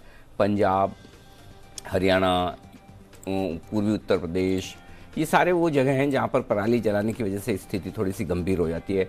पोल्यूशन इस कदर बढ़ता है कि सांस लेना भी मुश्किल हो जाता है और तमाम कोशिशों के बावजूद भी सरकार नाकाम हो रही है इस तरह की जहरीली हवा से छुटकारा दिलाने में। ऐसे में प्रदूषण के जहर से कैसे बचा जाए, इसके लिए हर तैयारी हमें खुद ही करनी होगी, आपको और हमें। आज हम अपने शो में जो हमारा शाम को 5 बजे आपकी खबर आपका फायदा बताएंगे कि किस तरह से आप अपने आप को तैयार करें प्रदूषण से लड़ने के लिए, क्या है वो घरेलू नुस्खे और क्या है वो तैयारी जिससे आप खुद अपने आप को बचा कर रख सकते हैं। चर्चा में हमारे साथ होंगे डॉक्टर अरुणेश कुमार, पल्मोनोलॉजिस्ट, वंदना गुप्ता, योग और lifestyle expert, doctor Ravi Malik, senior paediatrician 5 बजे हम इन सब से करेंगे बातचीत पोल्यूशन पर। और आज के शो का नाम है पोल्यूशन का घरेलू सॉल्यूशन। नाम अच्छा है, पोल्यूशन का घरेलू सॉल्यूशन। ओके, प्रदूषण का घरेलू सॉल्यूशन भी हो सकता था। पोल्यूशन प्रदूषण जुड़ तो जाता था, कविता तो बन जाती थी, लेकिन ये वाली ज्यादा बन रही है, पोल्यूशन का सॉल्यूशन। ठीक है, बढ़िया, वेरी गुड। ओके, उसके बाद है शाम 6:30 बजे का शो मनी गुरु। आज का शो नौकरी पेशा लोगों के लिए, यानी कि सैलरी वाले लोगों के लिए, आपके हमारे सबके लिए। आपको अपनी मंथली सैलरी के अलावा कई सारे अलाउंस और बेनिफिट मिलते होंगे और सैलरी पर मिलने वाली बाकी ये सारी जो छूटें, HRA हुआ, LTA, जो लीव ट्रेवल अलाउंस होता है, हाउसिंग लोन पर ब्याज की छूट, इसका फ़ायदा आप ज़्यादा से ज़्यादा कैसे उठा सकते हैं जिससे कि आपकी आय पर टैक्स कम से कम कटे। जानेंगे PF, ग्रेच्युटी, इन सारे पर क्या नियम है।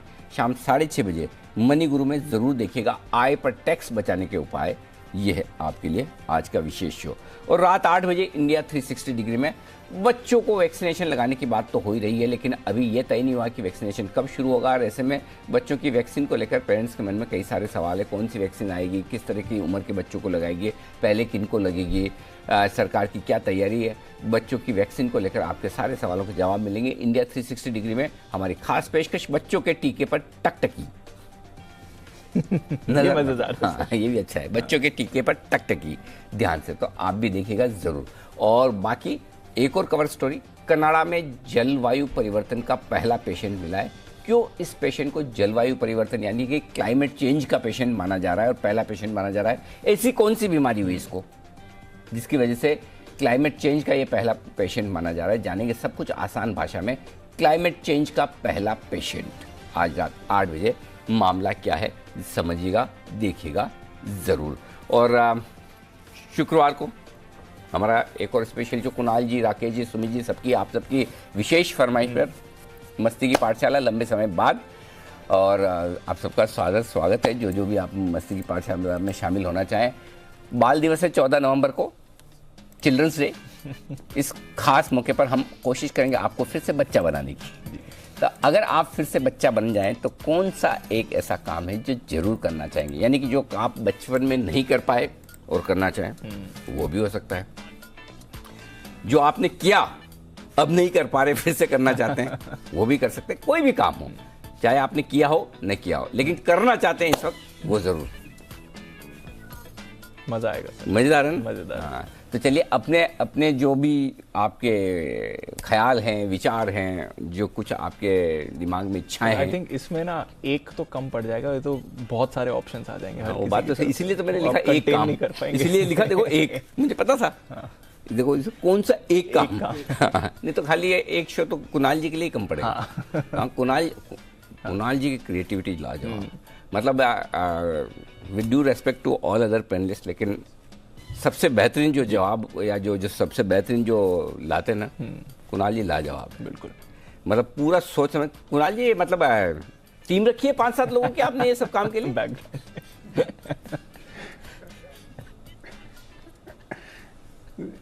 अनिल जी टीम की जरूरत नहीं है, एक ही सलाहकार काफी है, राकेश बंसल जी। अनिल जी बस उनसे मंत्रणा हो जाती है। बंसल जी आपको इतनी सलाह अच्छी देते हैं, खुद के लिए तो इतने बढ़िया नहीं लिख के था, मतलब बढ़िया होते हैं, ऐसा नहीं होता है, आपके मुकाबले में कह रहा हूँ। तो चलिए कोई बात नहीं बंसल जी, आप भी थोड़ा कुणाल जी से सलाह ले लिया कीजिए, लेकिन वाकई में आपके कुणाल और सबसे है ना, वो भी बता दूं, सबसे आराम तलब कौन है जी? 3 जने। हाँ। विश्वेश जी, हाँ। जय ठक्कर और तीसरे सुमित जी। इनको तीनों को बिना मेहनत किए दे देता है। सुमित जी का तो क्या पूरा सिस्टम कंप्लीट है कि उनको तो वोट के हिसाब से सारी प्लानिंग करनी है। मेरे प्यारे देशवासियों की तरह वो ऐसा देते हैं कि मतलब पूरा देश को ज्ञान दे रहे हैं। बाकी विश्वेश जी और जय ठक्कर को कोई मेहनत नहीं करने वाले, दे देंगे ना बात ठीक है, लेकिन कुणाल जी लाजवाब है। चलिए तो आइए, मस्ती की पाठशाला में पूरी मस्ती होगी। ये तो छोटा सा एक नमूना था। हाँ।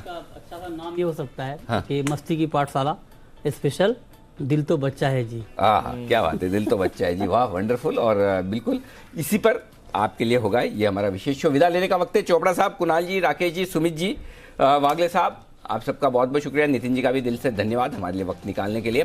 कल सुबह फिर से आपसे होगी मुलाकात। मुझे और दीप को दीजिए इजाजत।